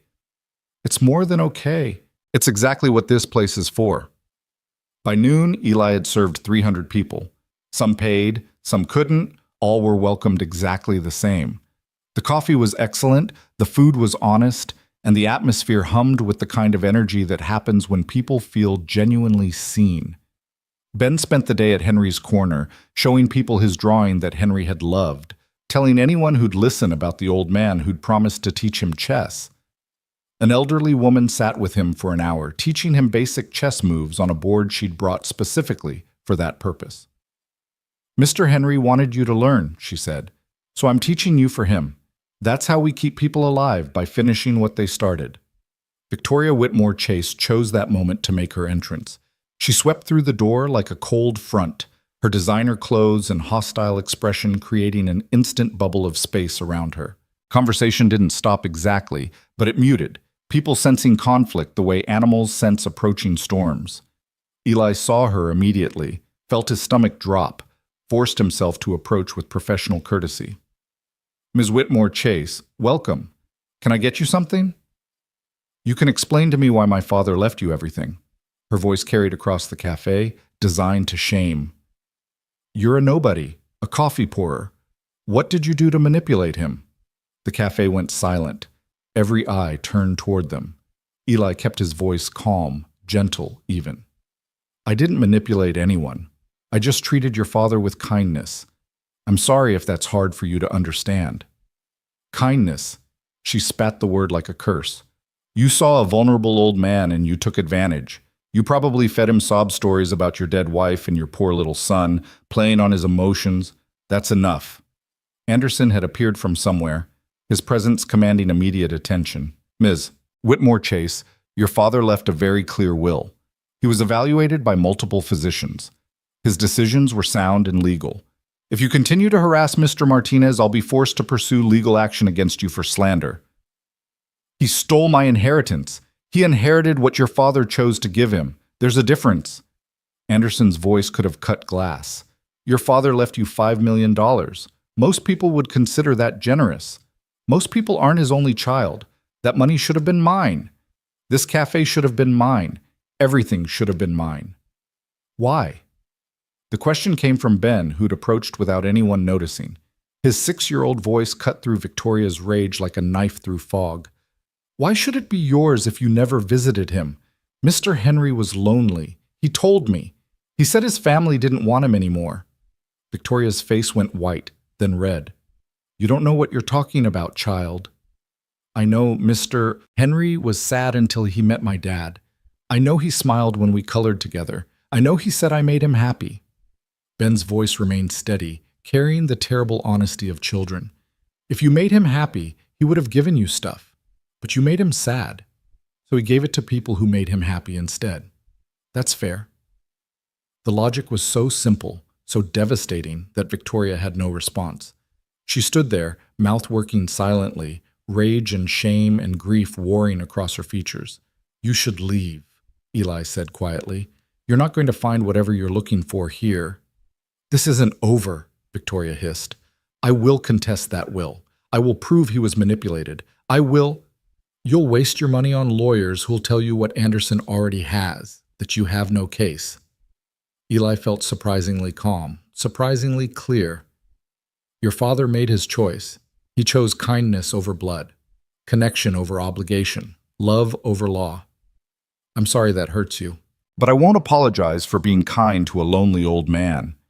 Victoria turned and fled, her expensive shoes clicking against the restored tile like accusation marks.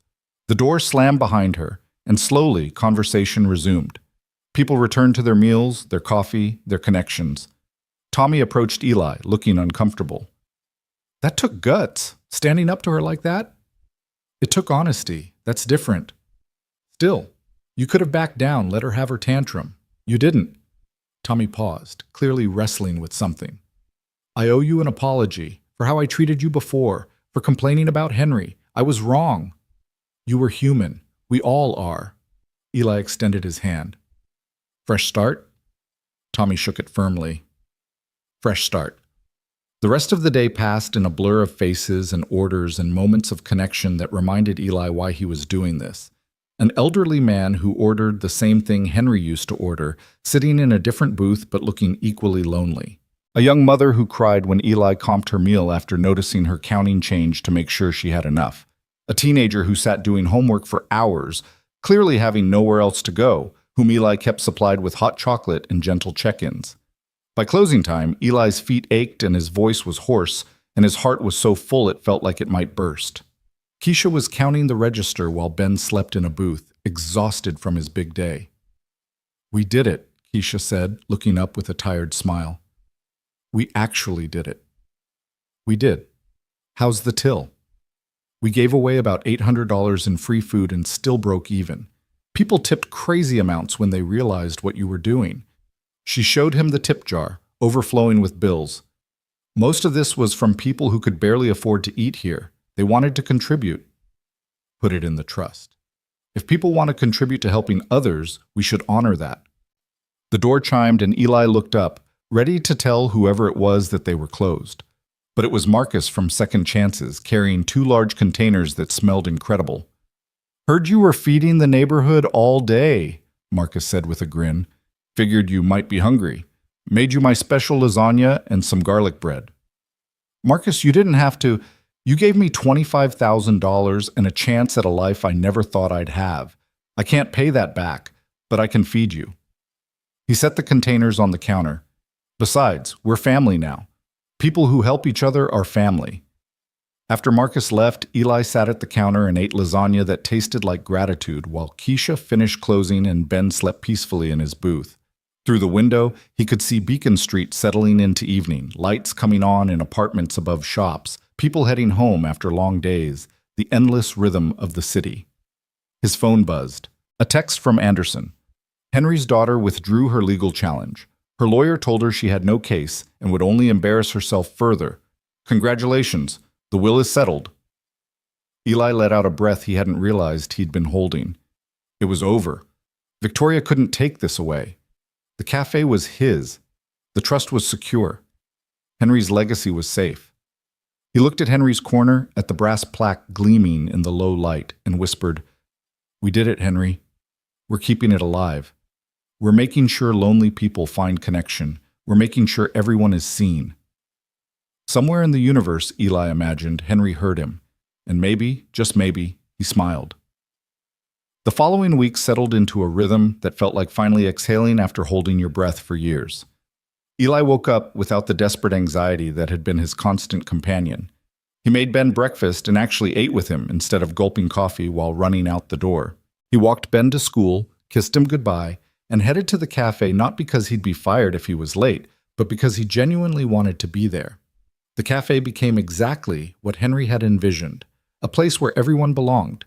Business people in suits sat next to construction workers in paint-splattered jeans. Teenagers doing homework shared tables with retirees reading newspapers. The homeless were welcomed as warmly as the wealthy, and somehow, miraculously, everyone seemed to understand that this space operated under different rules than the rest of the world.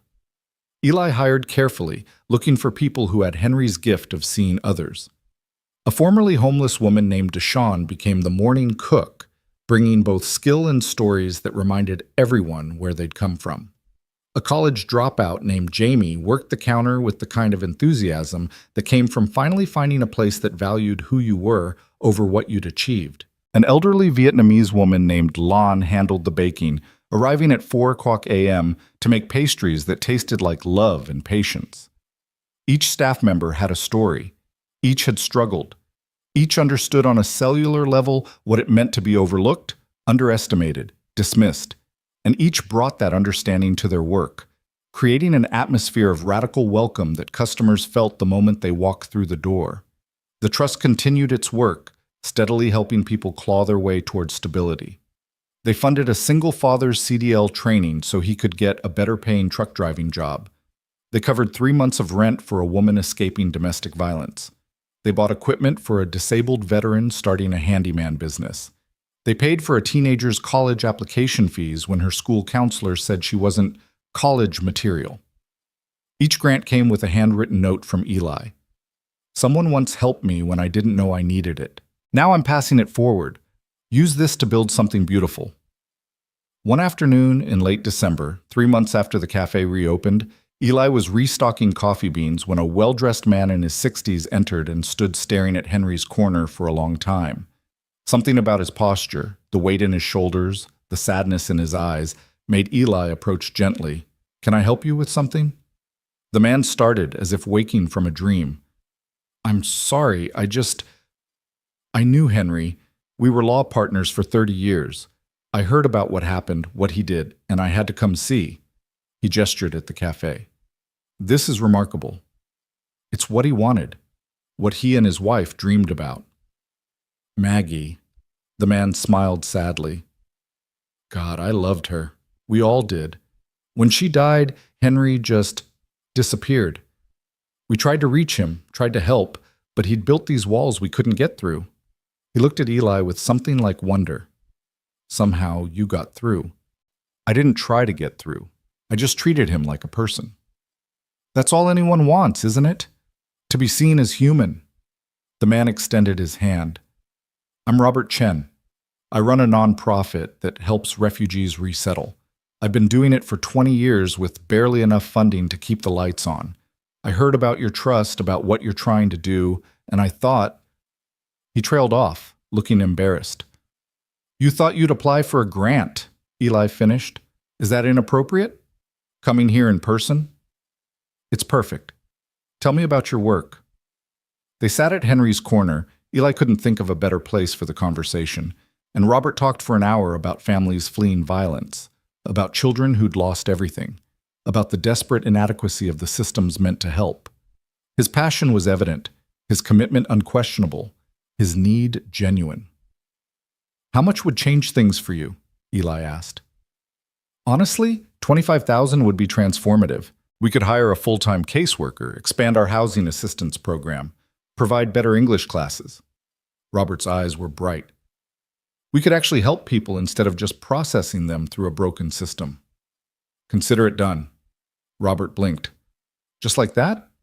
Don't you need to review my application, check my credentials, verify—" "I just spent an hour listening to you talk about helping people with the kind of specificity that only comes from doing the actual work.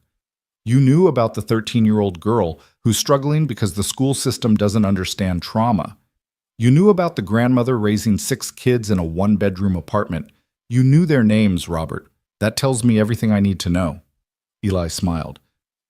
"Besides, you were Henry's friend. That's recommendation enough." Robert's composure crumbled. He put his face in his hands and wept, great shaking sobs that contained years of struggle and frustration and the sudden, overwhelming relief of being helped. When he finally composed himself, Robert said, "Henry was right about you. He called me, about a week before he died. First time he'd reached out in 6 years. He said, 'I found someone who remembers what it means to be human, someone who will carry forward what we built.' I didn't understand then. I do now." "What else did he say?" "He said, 'Tell everyone that it's not too late, that kindness isn't weakness, that seeing people, really seeing them, is the most radical act possible in a world that wants us to look away.'" Robert met Eli's eyes. He said, I'm dying, but I'm not afraid anymore because I know the work will continue." Eli's vision blurred. "I hope I'm worthy of that faith." "You are. This cafe, the trust, the way you're helping people, You're exactly what he believed you'd be. That night, after Ben was asleep and the apartment was quiet, Eli sat at his kitchen table and wrote a letter. Not to anyone living, not to anyone who could read it, but to Henry, wherever he was, whatever came after. Dear Henry, I think I'm finally understanding what you wanted me to see. It's not about the money, though the money helps. It's not about the cafe, though the cafe matters. It's about remembering that every person you meet is carrying something heavy, is fighting battles you can't see, is one act of kindness away from either breaking or healing. You taught me to see that. Not with words, but with your presence, with your trembling hands and your lonely breakfasts and your desperate need to be treated like you mattered. I see people now, Henry, really see them, the way you saw me, the way Maggie saw everyone. And I'm teaching Ben to see them too. Your legacy isn't the money or the building or even the trust.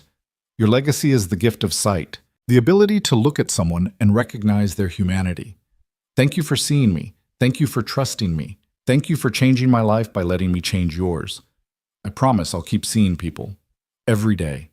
For the rest of my life, I promise. He folded the letter and put it in the box where he kept important things. Ben's birth certificate, Marie's wedding ring, the first drawing Ben ever made him. It seemed right that Henry's memory should live there, among the most precious pieces of his life. Christmas came and Eli and Ben spent it at the cafe, serving a free dinner to anyone who showed up. Over 200 people came, bringing the warmth of community to a day that could be desperately lonely. Jerome, the homeless veteran, played Santa Claus with surprising enthusiasm. Deshawn cooked a feast. Keisha organized games and carols. Ben handed out presents donated by customers. Small things, but things that meant someone had been thought of, remembered, seen. At the end of the night, as snow began to fall outside and the last guests were leaving, Tommy approached Eli with his characteristic discomfort around emotions. This was good, really good. My family doesn't really do holidays anymore after my divorce, so this was nice. You're always welcome here, Tommy, holidays or not. I know, that's what makes it matter. Tommy pulled out his wallet and removed several folded bills. For the trust. It's not much, but I want to help. Eli looked at the money, maybe $60, and understood it represented sacrifice. Tommy didn't have money to spare. This was his way of joining something larger than himself. This is exactly the right amount, Tommy. Thank you. After everyone left, Eli and Ben stood at the window, watching snow dust Beacon Street in white. The cafe glowed behind them, warm and welcoming, ready for whatever tomorrow brought. Daddy, Ben said sleepily, leaning against Eli's leg, do you think Mr. Henry can see us? Do you think he knows we're keeping his cafe nice? I think he knows, buddy. I think he's very proud. I miss him. Is that weird? I only met him once. It's not weird at all. Some people make an impression that lasts forever, even if you don't know them for long. Eli lifted Ben into his arms. Mr. Henry was one of those people. Like Mommy? Like Mommy. They stood there together, father and son, holding each other in the glow of something Henry and Maggie had built decades ago, something that had died and been resurrected, something that would continue as long as people remembered that kindness mattered more than profit, that dignity mattered more than efficiency, that seeing people, really seeing them, was the whole point of being human. Outside, the snow continued to fall, covering the world in white, making everything new again. The new year arrived with the kind of cold that made your bones ache and your breath visible in clouds. Eli stood at the cafe window at dawn, watching the city shake off sleep, and felt the weight of what he'd built settling into something that felt almost like permanence. 6 months ago, he'd been drowning. Now he was breathing. The difference was everything. You're here early, Keisha said, letting herself in through the back door, stamping snow from her boots. Couldn't sleep? Slept fine. Just wanted to see the sunrise from here. It's different when you own the place you're standing in. Still can't believe it sometimes, can you? Eli shook his head. Every morning I wake up thinking I'm going to open my eyes and be back in that one-bedroom apartment, scrambling to figure out how to pay rent. Then I remember this is real, that Henry was real, that all of this actually happened. Keisha moved beside him, and they stood together watching steam rise from manhole covers and early commuters hurry past with their heads down against the wind. "You know what I think about?" she said. "I think about all the people Henry could have chosen. Rich people, famous people, his own family. And he chose you because you cut his toast, because you were kind when you had every reason not to be. That gives me hope, Eli. That kindness still matters that much. It has to matter. Otherwise, what's the point of any of this?" The morning rush began, and with it came the familiar choreography of coffee and conversation and connection. But something was different today. Eli noticed it in the way people lingered, in the quiet conversations happening at tables, in the way strangers were sharing newspapers and offering opinions on headlines. "Did you hear?" Tommy said when Eli brought his coffee. "They're closing Roosevelt Elementary, budget cuts. They're redistributing all the kids to schools across the district." Eli froze. "Roosevelt? That's where Ben goes." "I know. My nephew goes there too, starts next month. They're sending some kids to schools that are 45 minutes away. How are working parents supposed to manage that?" The words hit Eli like a physical blow. Roosevelt was 3 blocks from their apartment. Ben could walk there with friends, could come home for lunch if he forgot it, could run to the cafe after school. 45 minutes away meant bus rides and logistics, and Ben being alone for hours before Eli could pick him up. "There's got to be something we can do," Eli said. "Like what? The district's broke, the city's broke, nobody's got money for neighborhood schools anymore." Tommy's expression was grim. "My sister's talking about moving, trying to get into a better district, but who can afford that?" After Tommy left, Eli couldn't shake the sick feeling in his stomach. He'd thought having money meant being able to fix problems, but some problems were bigger than any one person's bank account.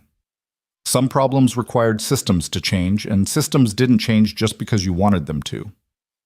That afternoon, while Ben was at school, Eli called an emergency meeting of the trust board. They gathered in the cafe's back office, crowding around the small table that had become their war room for fighting inequality, one grant at a time. "Roosevelt Elementary is closing," Eli said without preamble. "They're scattering the kids across the district. Ben's school is disappearing, and I need to know if there's anything we can do." Mrs. Chen's face went pale. "My grandson goes to Roosevelt. His mother works 2 jobs. How is she supposed to get him to a school 45 minutes away?" "The trust has $130,000 left for this fiscal year," Anderson said, consulting his notes. "But that's not nearly enough to keep a school open. We'd need millions, ongoing millions. It's not feasible." "So we just accept it?" Keisha's voice rose with frustration. "We just let them destroy a neighborhood school because some spreadsheet says it's not worth saving?" "I'm not saying we accept it. I'm saying we need to be strategic." Anderson leaned forward. "What if we don't try to save the school building? What if we create an alternative?" "What kind of alternative?" Eli asked. "An after-school program. Something comprehensive that serves Roosevelt's neighborhood even if the school itself is gone. Tutoring, activities, a safe place for kids to go while parents are working. We could lease space, hire good people, make it free for families who need it." The idea took root in Eli's mind, growing branches and possibilities. Like an extension of what Henry and Maggie built here. A place where kids are seen, where they matter. Exactly!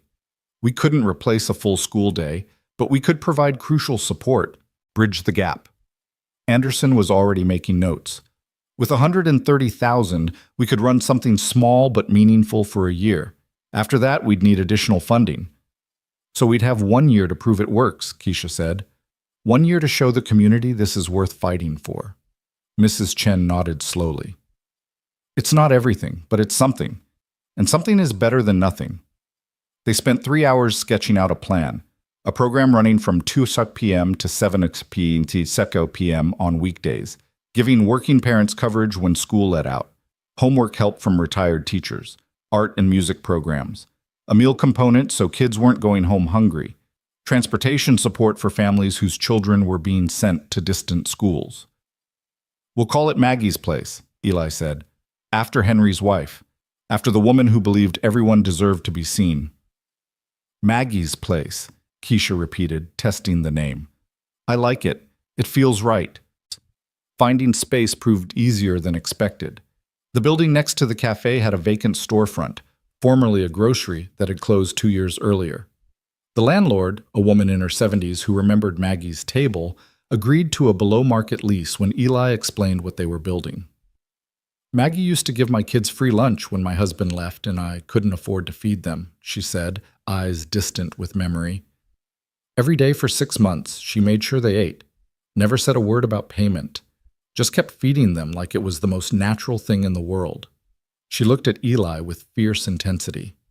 You use this space to help kids the way she helped mine. That's payment enough. Renovation happened quickly, not because Eli was rushing, but because the community rallied. Tommy and his construction crew volunteered their weekends. Parents painted walls. Teachers donated books and supplies. What had been a gutted retail space transformed into something warm and welcoming, with reading nooks and homework tables and walls covered in bright murals that Ben and other neighborhood kids painted themselves. Ben threw himself into the project with the enthusiasm only 7-year-olds could muster. He designed a welcome sign, helped organize the bookshelf, and appointed himself official greeter. When kids come here, he explained seriously, they need to know someone's happy they showed up. That's important. Where'd you learn that? Eli asked, touched by his son's wisdom. From you, and from Mr. Henry. He was always happy when we showed up. Maggie's place opened on a Tuesday in February, just 3 weeks after Roosevelt Elementary closed its doors for the last time.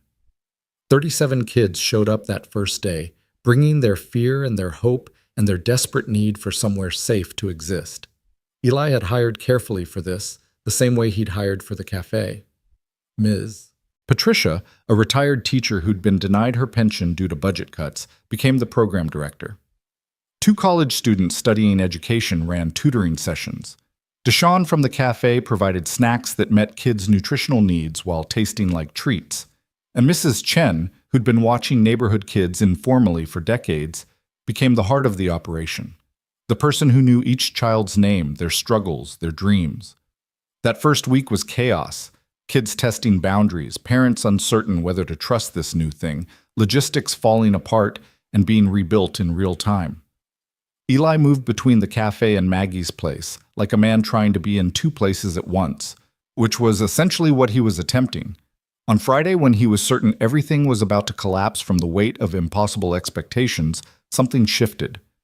A girl named Destiny, 9 years old with eyes older than her years, approached Mrs. Chen hesitantly. Is it true we can come here every day? She asked. Even if we don't got homework. Even if you don't have homework, Mrs. Chen corrected gently. And yes, sweetheart, every weekday. This is your space now. Why? The question carried a lifetime of disappointment, of promises broken and support withdrawn. Why would you do this for free? Mrs. Chen knelt down, bringing herself eye level with Destiny. Because someone once did it for me when I needed it, and because you deserve a place where you matter, where you're safe, where people see you as more than just a problem to solve. She smiled. You're not a problem, Destiny. You're a kid, and kids deserve to be kids. Destiny started crying. Then she was hugging Mrs. Chen with desperate strength, and Mrs. Chen was crying too, and Eli had to turn away because his own vision was blurring. This was why they were doing it. Not for recognition or gratitude, but for moments like this, when a child who'd been carrying the world on small shoulders could finally set that weight down, even just for a few hours. Word spread quickly through the neighborhood. By the end of the second week, they had 67 kids registered. By the end of the month, 93. The space that had seemed too large suddenly felt too small. They expanded into the backyard, creating an outdoor area for games and art projects. They added evening hours twice a week for parents who worked late shifts. They partnered with the local library for additional resources. And slowly, impossibly, it started working. Kids who'd been failing classes began improving. Parents who'd been drowning found breathing room. The neighborhood, which had been fracturing under the weight of systemic neglect, started knitting itself back together. But success brought its own complications. The trust's funds were depleting faster than anticipated. By March, Anderson delivered the news Eli had been dreading. At our current burn rate, we'll be out of money by June. We need to find additional funding or start cutting services. We can't cut services, Keisha said immediately. These kids depend on us now. We made them a promise. Then we need money. Grants, donations, fundraising, something. Eli had an idea, one that had been forming in the back of his mind for weeks. What if we tell Henry's story? What if we show people what kindness can create? You mean go public? Anderson looked skeptical. That's not usually your style. No, it's not. I hate the idea of it. But if sharing what Henry did, what we're doing with what he gave us, inspires others to help, then it's worth the discomfort. Eli looked around the table. We're not asking for us. We're asking for 93 kids who deserve better. They started small.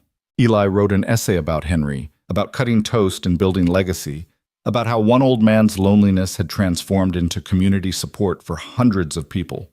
Keisha posted it on social media, expecting maybe a few hundred people to read it. It went viral. Within 48 hours, the essay had been shared over 50,000 times. News outlets started calling. People wanted to interview Eli, wanted to see the cafe, wanted to understand how this was possible. The phone at Maggie's place rang constantly with offers of help, donations, volunteers. Eli was overwhelmed and uncomfortable with the attention, but he forced himself to accept it because the cause mattered more than his discomfort. He did interviews sitting at Henry's corner, telling the story of a lonely old man and a struggling single dad, and the magic that happened when kindness met need. The donations started flowing in, $50 from a retired teacher in Ohio, $1,000 from a small business owner in California, $5,000 from a tech executive who'd grown up in foster care and understood what safe spaces meant for vulnerable kids, $20,000 from an anonymous donor who simply wrote, "For Maggie, for Henry, for everyone they saw." By April, they'd raised enough money to keep Maggie's place running for 2 more years. But more than the money, they'd created something larger, a network of people who believed kindness mattered, who wanted to support spaces where everyone belonged, who remembered what it felt like to be seen when the world looked through them. One evening in late April, Eli was locking up the cafe when a car pulled up outside. A town car, expensive and polished, with tinted windows that spoke of wealth and privacy. The back door opened, and Victoria Whitmore Chase stepped out. Eli's first instinct was to brace for conflict, but Victoria looked different than she had during her angry visit months ago. Smaller somehow, less certain. "Mr. Martinez?" she said formally. "May I speak with you?" "The cafe's closed." "I know. This won't take long." Against his better judgment, Eli unlocked the door and let her in. They stood in the dim space, surrounded by empty tables and the ghosts of 100 conversations. "I saw your essay," Victoria said finally. "About my father. About what you're doing with his money. I'm sorry if it upset you. That wasn't my intention." "It did upset me. Very much, because it made me realize how little I knew my own father." Her voice cracked slightly. "You knew him better in 8 weeks than I did in 47 years. That's a hard thing to accept." Eli said nothing, waiting. "I read every comment on that essay. Thousands of them. People sharing their own stories of loneliness, of being seen, of small kindnesses that changed their lives. And I realized something." Victoria met his eyes, and hers were wet. "I was so focused on what I thought I deserved that I never asked what he needed. I saw him as an obligation, an inconvenience, eventually as an obstacle to my inheritance. I never just saw him as a person, as my father, as someone who was hurting. Why are you telling me this?" "Because I want to help. Not with the money. You clearly don't need my money. But with time, with effort, with showing up." She gestured toward the cafe. "My father built something beautiful here with my mother. Then you rebuilt it when he couldn't. I want to be part of that. If you'll let me." Eli studied her carefully, looking for manipulation or hidden agendas. But all he saw was grief and regret and the tentative hope of someone trying to find redemption. "What did you have in mind?" "I'm a lawyer, corporate law mostly, but I know how to navigate systems. I could help with the trust, with Maggie's place, with whatever you're building next. Pro bono. No strings attached." Victoria's voice steadied. "As mas si, I can't change the past. Can't undo ignoring my father when he needed me. But maybe I can honor his memory by helping continue his work." It would have been easy to say no, to hold on to justified anger, to keep Victoria at arm's length, to make her pay for her cruelty. But Eli thought about Henry, about how he'd spent his last days not on revenge, but on building something good, about how he'd chosen redemption over resentment. "Okay," Eli said. "We meet Tuesdays and Thursdays at 7 o'clock a.m. to discuss trust applications. You're welcome to join us." Victoria's relief was visible, physical. "Thank you. I promise I won't let you down." "Don't promise me. Promise your father." She nodded, looking up at the plaque by Henry's corner. "I will. I promise, Dad." After Victoria left, Eli sat alone in the dark cafe for a long time. The weight of what they'd built, the cafe, Maggie's place, the trust, the network of people helping people, felt enormous and precious. So many things could go wrong, so many ways it could fail, but it hadn't failed yet. Despite the odds, despite the obstacles, despite the very reasonable expectation that one man's inheritance couldn't possibly transform a community, it was working. Not perfectly, not without struggle, but working nonetheless. His phone buzzed, a text from Ben, sent from Mrs. Chen's phone where he was spending the evening.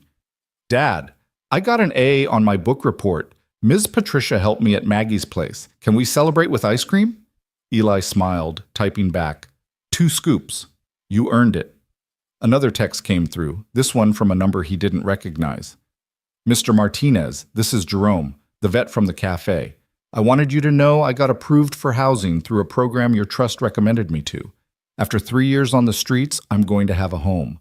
Thank you for seeing me when everyone else looked away." Then another, from Destiny's mother. "Destiny got her first B on a math test today.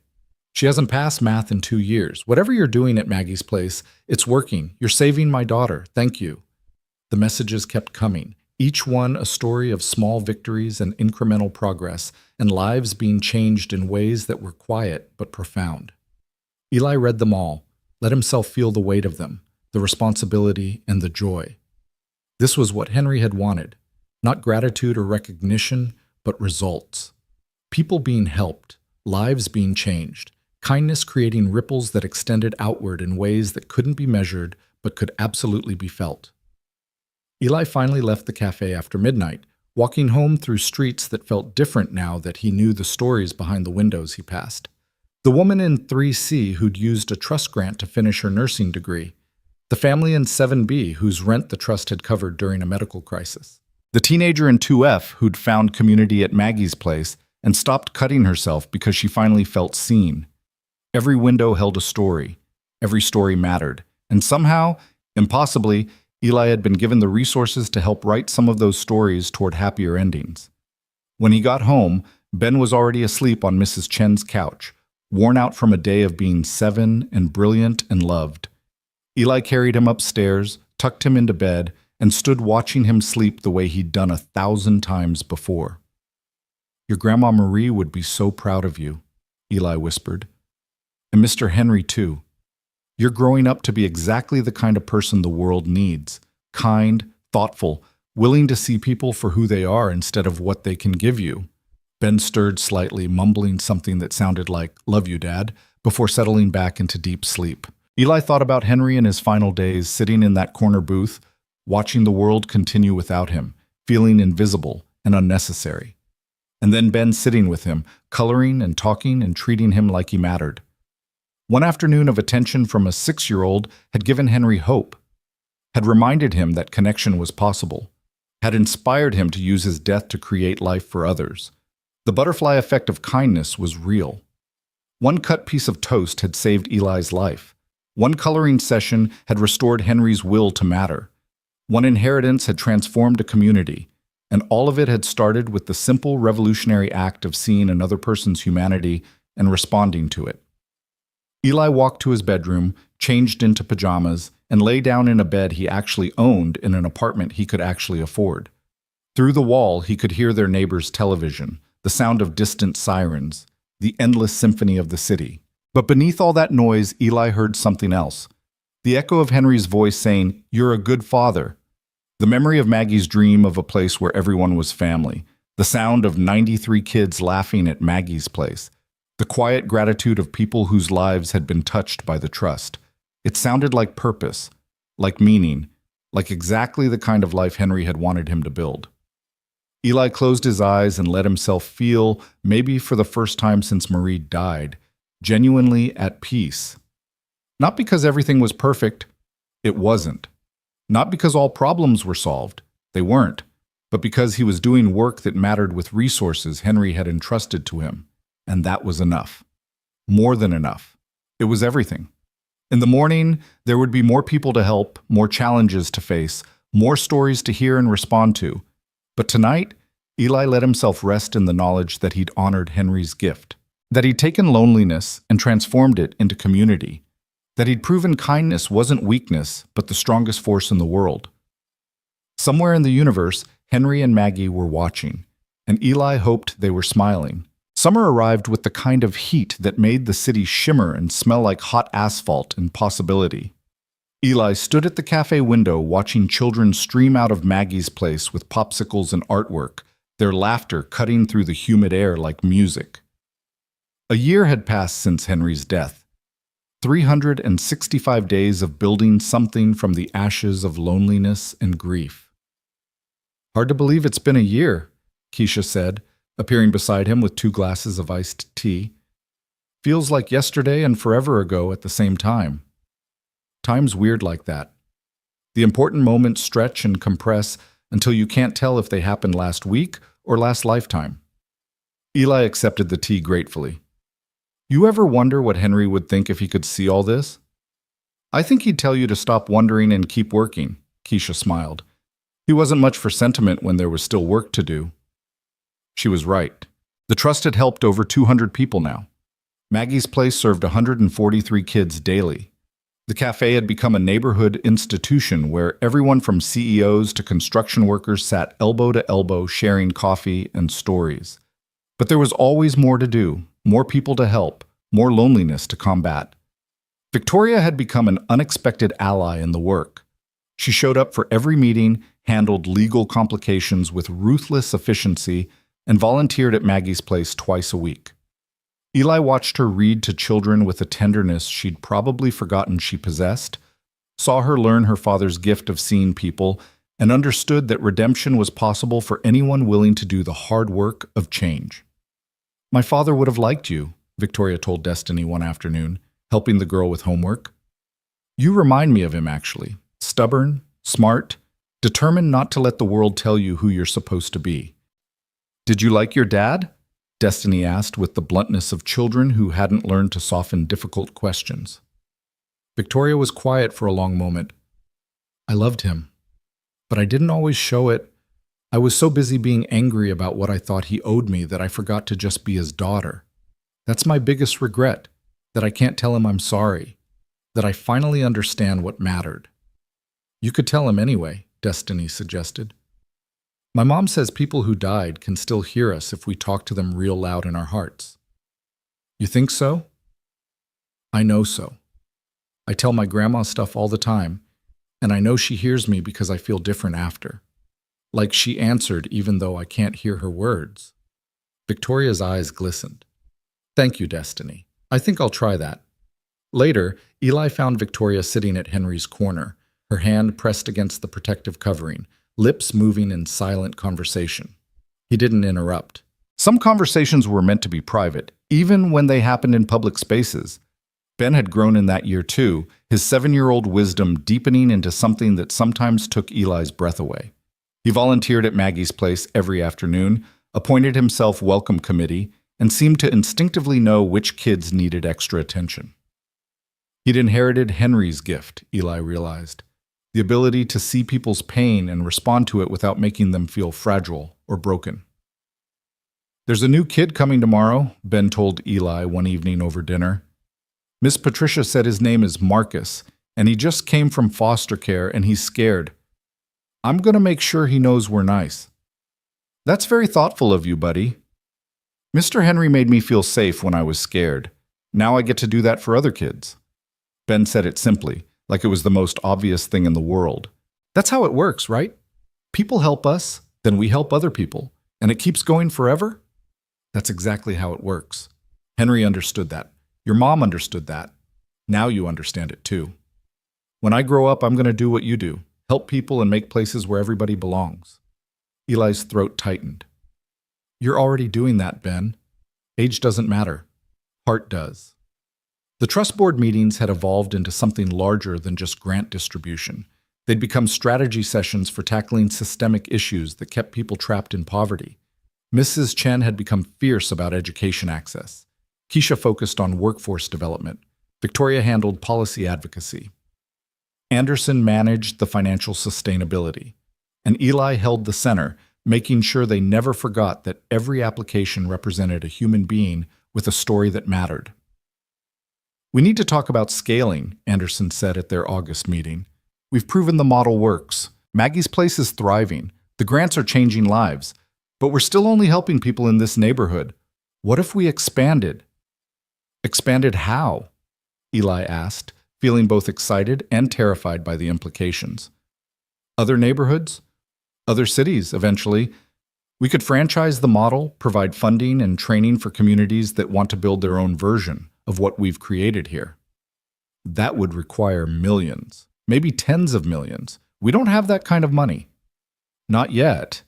But we could raise it. Your essay went viral. People care about this work. If we put together a proper fundraising campaign, showed people what's possible when communities invest in each other, we'd lose control, Eli interrupted. It would become this big thing with administrators and boards and people who've never struggled making decisions about how to help people who are struggling. Not if we structure it correctly.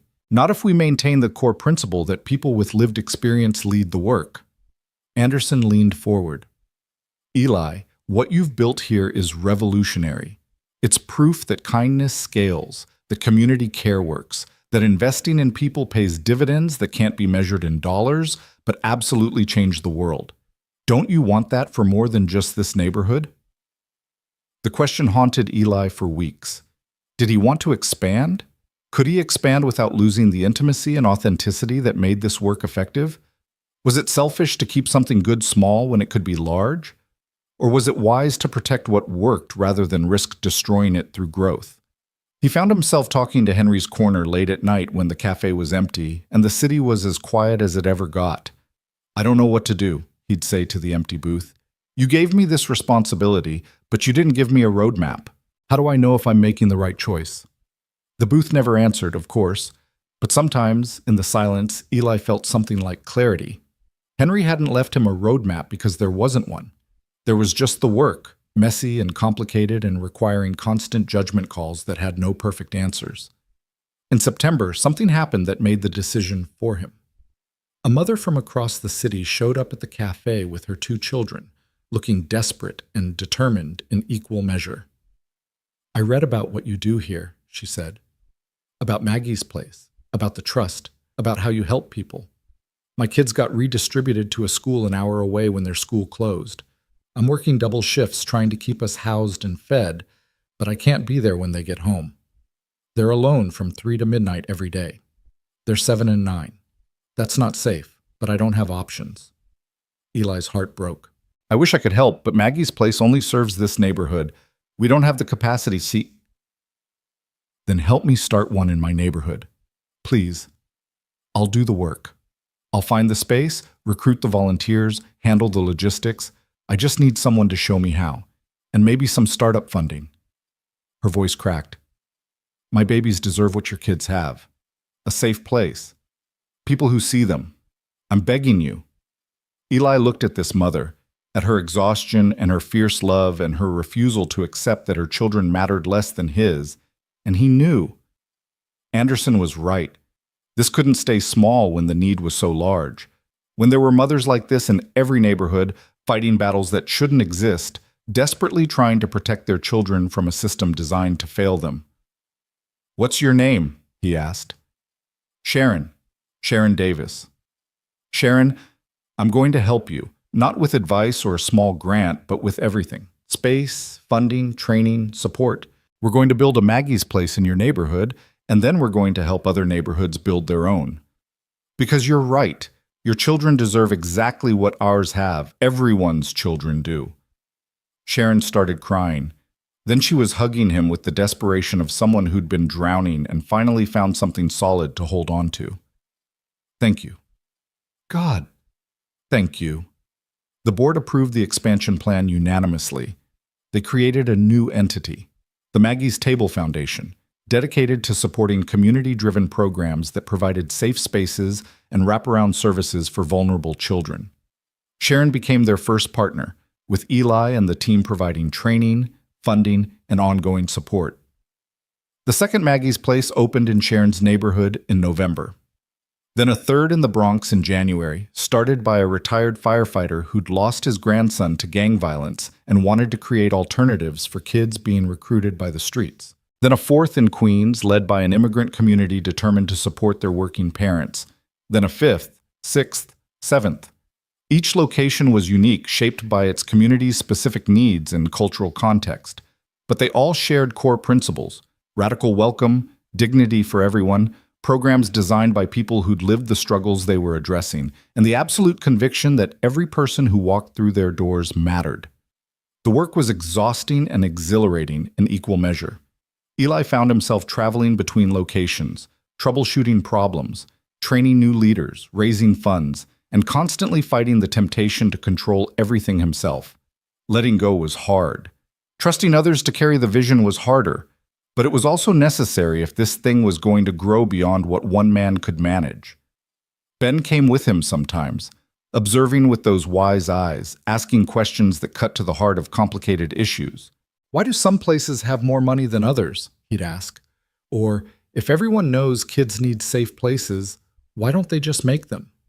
Or, Dad, why do grown-ups make things so complicated when kids just need to feel safe and seen? Because grown-ups forget sometimes what actually matters, Eli would answer. We get distracted by money and politics and systems.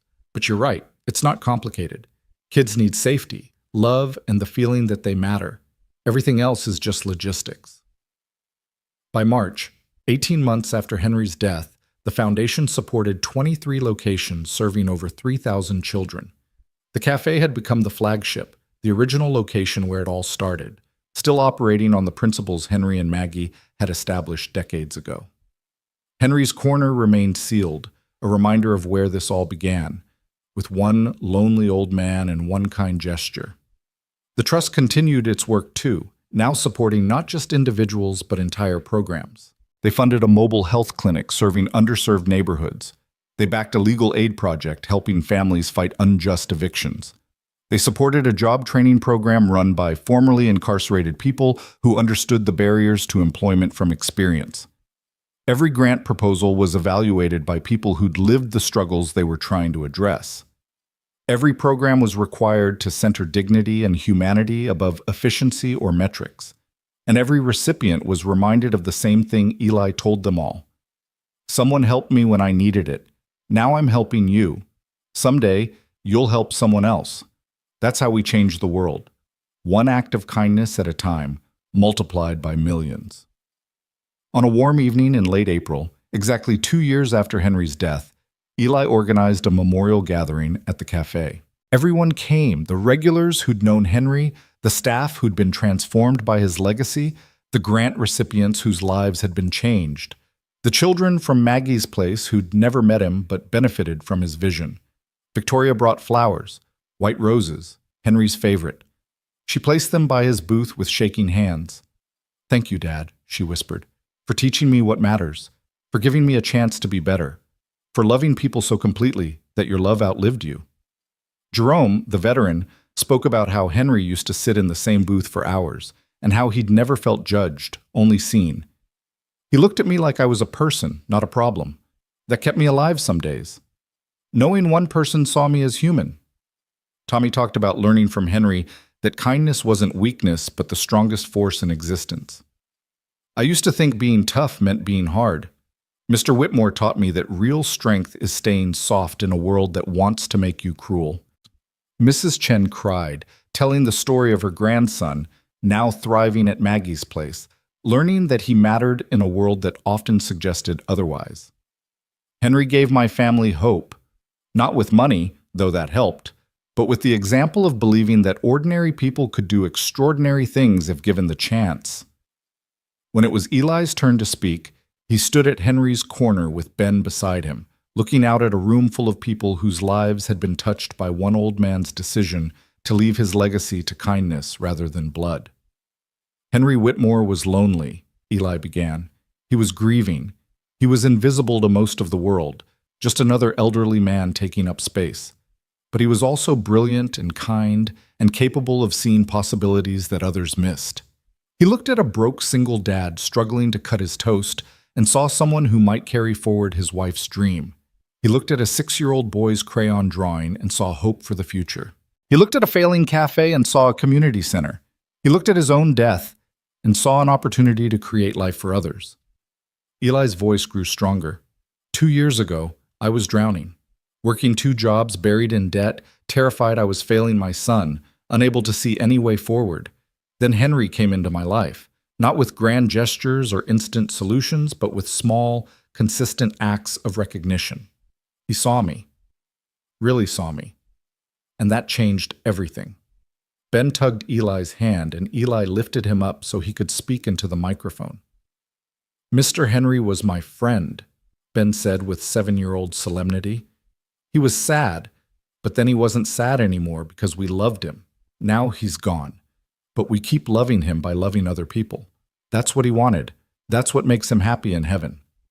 The room was silent except for the sound of people crying, moved by a child's understanding of legacy and love. Eli set Ben down and continued. Everything you see here, this cafe, Maggie's place and all its locations, the trust, the foundation, the 3,000 kids being served, the hundreds of families helped, all of it started with one simple act. I cut an old man's toast because his hands shook too badly to do it himself. That's it. That's the foundation of everything that came after. He looked around the room, making eye contact with as many people as possible. I'm telling you this because I want you to understand something crucial. You don't need millions of dollars to change the world. You don't need fame or power or special abilities. You just need to see people, to treat them with dignity, to offer kindness especially when you have your own struggles. Those small acts accumulate into something larger than any of us can imagine. Eli placed his hand on the protective covering over Henry's booth. Henry left me money and property, yes, but that's not what changed my life. What changed my life was being seen, being valued, being reminded that I mattered, even when I felt invisible. The money just gave me the resources to help others feel the same way. He pulled out a letter, the one he'd written to Henry months ago and kept in his pocket like a talisman. I wrote to Henry once, trying to explain what he'd given me. I said he'd given me the gift of sight, the ability to see people's humanity and respond to it. But I realized something recently. He didn't give me that gift. I already had it. What Henry did was remind me to use it, to trust it, to build my life around it rather than apologizing for it. Eli looked at Victoria, who was crying openly now. Henry's daughter Victoria is here tonight. When we first met, she was angry. She thought I'd stolen her inheritance. But over the past year, she's become essential to this work. She's learned her father's gift of seeing people, and now she uses it to help others. That's legacy too. Not just what we leave behind, but what we inspire others to become. Victoria stood, walking to the front of the room. May I say something?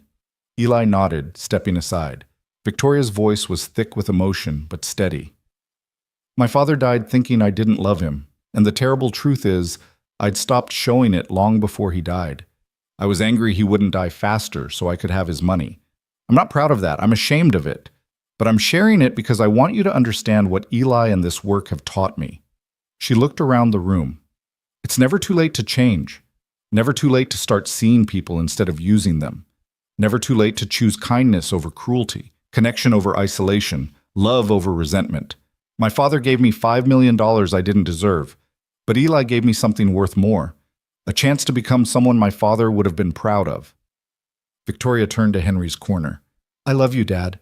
I'm sorry it took losing you to remember how, but I promise I'll spend the rest of my life honoring what you built, what you believed, what you knew about people that I forgot, that everyone deserves to be seen, to matter, to belong.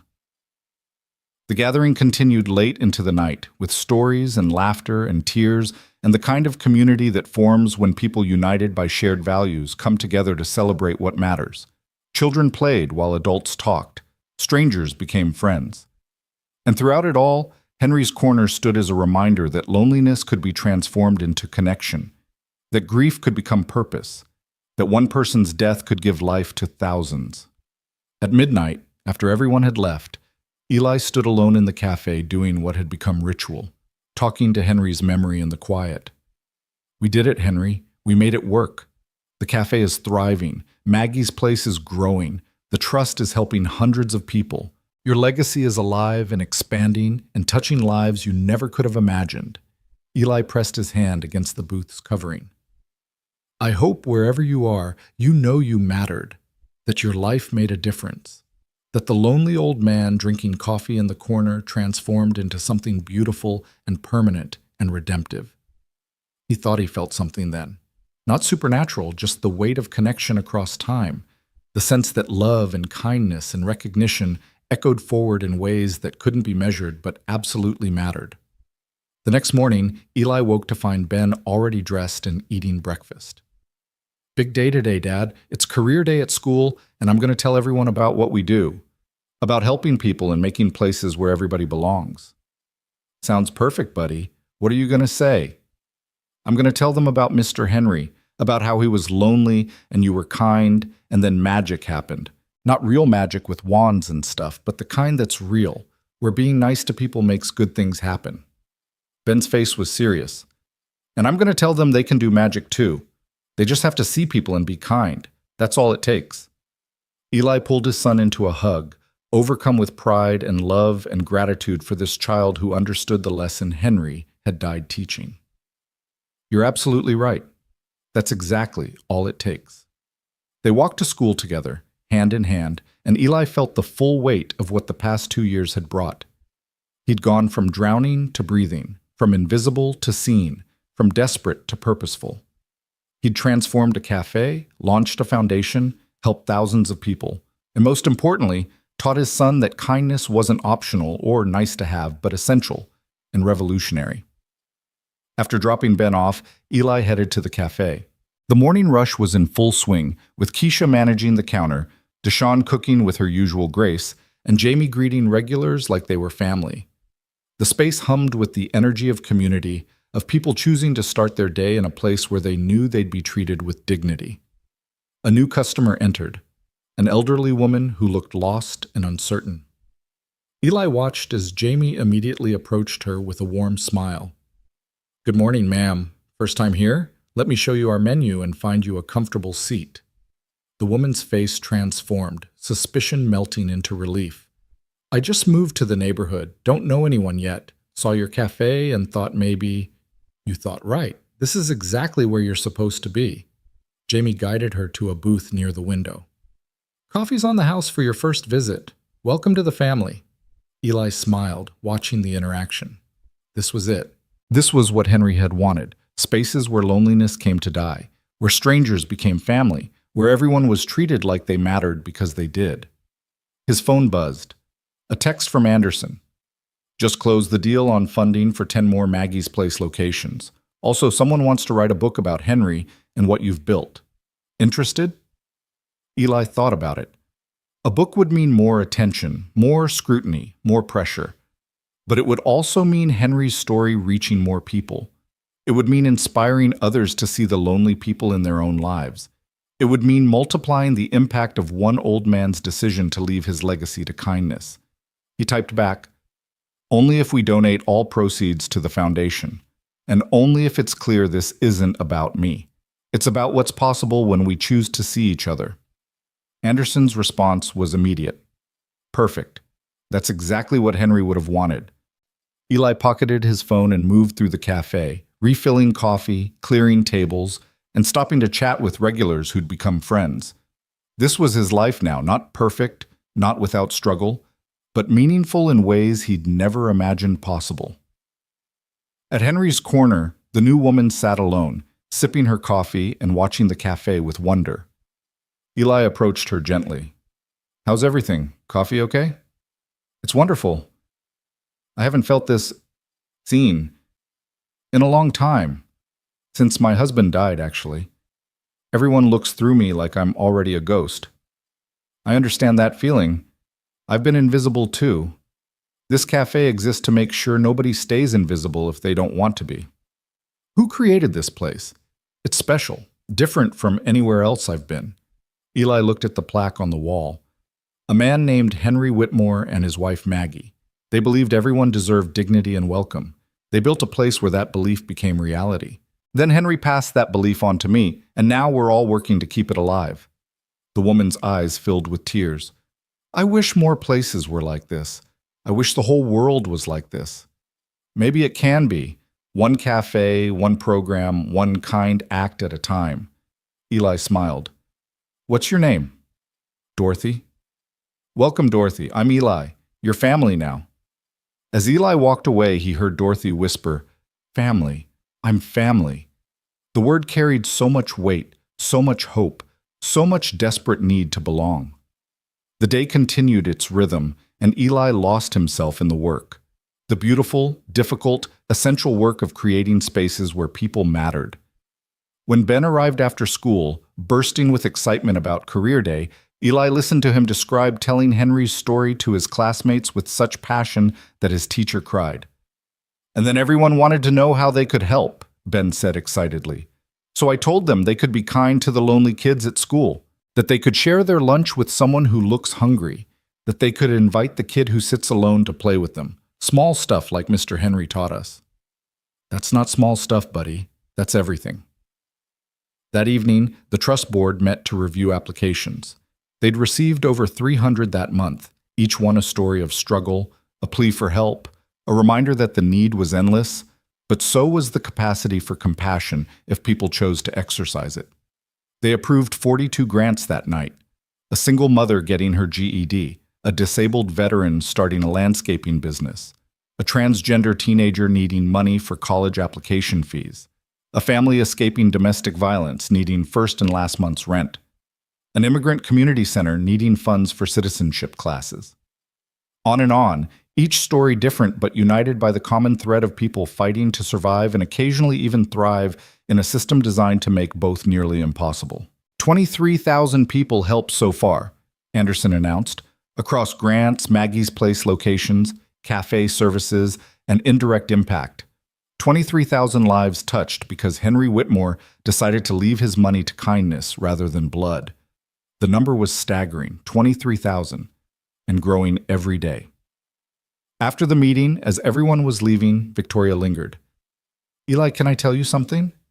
Of course.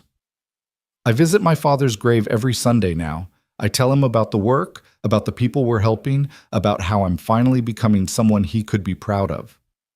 Her voice cracked. And I swear I can feel him listening, approving, maybe even forgiving me. I think he forgave you a long time ago, Victoria. Probably the day he died, if not before. Parents tend to forgive their children, even when the children can't forgive themselves. Thank you for letting me be part of this, for not holding my anger against me, for showing me that redemption is possible. We all need redemption from something. I needed it from despair and invisibility. You needed it from anger and regret. Henry gave us both the chance to become better. That's what legacy should be, not just what we leave behind, but who we help others become. Victoria hugged him then, quickly and awkwardly, before hurrying out into the night. Eli watched her go, marveling at how much people could change when given the space and support to do so. Later, at home, after Ben was asleep and the apartment was quiet, Eli sat at his kitchen table with a cup of tea and thought about everything that had happened since that morning 2 years ago, when 4 lawyers walked into the cafe and changed his life forever. He thought about Henry's trembling hands and lonely breakfasts, about Ben's innocent kindness to a stranger, about the weight of inheritance and the responsibility of legacy, about how one man's death had become the catalyst for thousands of people to live better, fuller, more connected lives. Most of all, he thought about the question that had haunted him since the beginning. Had he done right by Henry? Had he honored what Henry and Maggie built? Had he used the gift responsibly? He decided he had.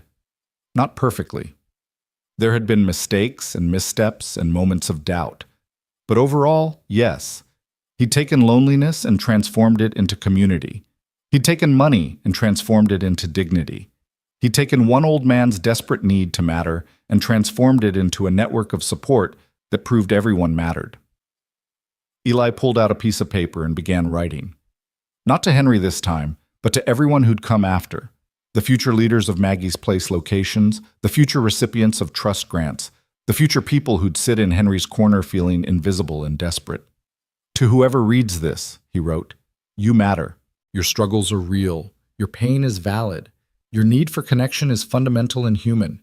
You deserve spaces where you're seen, where you're valued, where you belong. This cafe, this foundation, this work, it all exists because one lonely old man and one struggling single dad remembered that kindness matters more than money, that seeing people matters more than using them, that community matters more than competition. Don't let the world convince you otherwise. Don't let circumstances make you cruel. Don't let invisibility make you believe you don't matter. You do. You always have. You always will. And there are people like Henry, like me, like everyone who's built this work, who will keep proving it to you until you believe it yourself. Welcome. You're home. Your family. You're seen. He folded the letter and placed it in an envelope marked "For the Future." Tomorrow he'd have it framed and mounted by Henry's corner, next to the plaque, creating a complete picture of what this place stood for and why it existed. Eli finished his tea and walked to Ben's room, standing in the doorway watching his son sleep. This was why Henry had given him everything, not just to save Eli, but to save Ben, to give this child a chance to grow up knowing his father was happy and purposeful, to model for him what it meant to build a life around kindness rather than just survival. Your mother would be so proud of us, Eli whispered into the darkness. We made it through. We're not just surviving anymore. We're actually living, and we're helping others do the same. That's everything she would have wanted. The apartment was quiet except for the sound of Ben's gentle breathing and the distant hum of the city that never truly slept. Eli stood there for a long moment, feeling the full weight of gratitude for the impossible journey that had brought him here. 2 years ago, he'd been cutting an old man's toast, not knowing it would change everything. Now he was changing lives, building legacy, proving that kindness was the most powerful force in the world when people chose to wield it. Henry Whitmore had been right about him. He did have Maggie's heart. He did see people.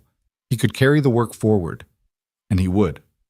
For as long as he lived, Eli Martinez would make sure that Henry's Corner remained a place where loneliness came to die, where strangers became family, where everyone, absolutely everyone, was seen.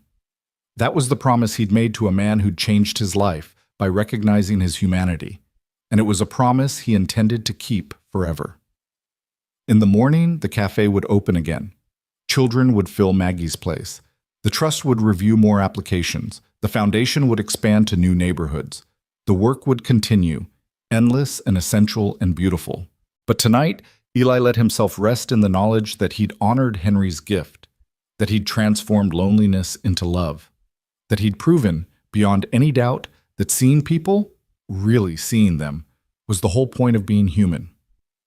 Somewhere in the universe, Henry and Maggie were watching, and Eli knew, with absolute certainty, that they were smiling. The circle was complete. The legacy was secure. The work would continue. And it had all started with 4 simple words from a lonely old man. You're a good father. Those words had saved Eli's life. And through saving his life, they'd changed thousands more. That was the magic Ben had talked about. Not wands and spells, but the alchemy that happened when kindness met need, when recognition met invisibility, when one person chose to see another's humanity and respond to it. It was the oldest magic in the world, and it was the only magic that mattered. Eli closed Ben's door quietly and walked to his own room, ready to sleep and wake and begin again tomorrow. Because that's what the work required, showing up day after day, choosing kindness over cruelty, connection over isolation, love over fear. It was simple. It was revolutionary. It was everything. And it all began at a corner table where an old man sat alone until he wasn't alone anymore, until someone saw him, until everything changed,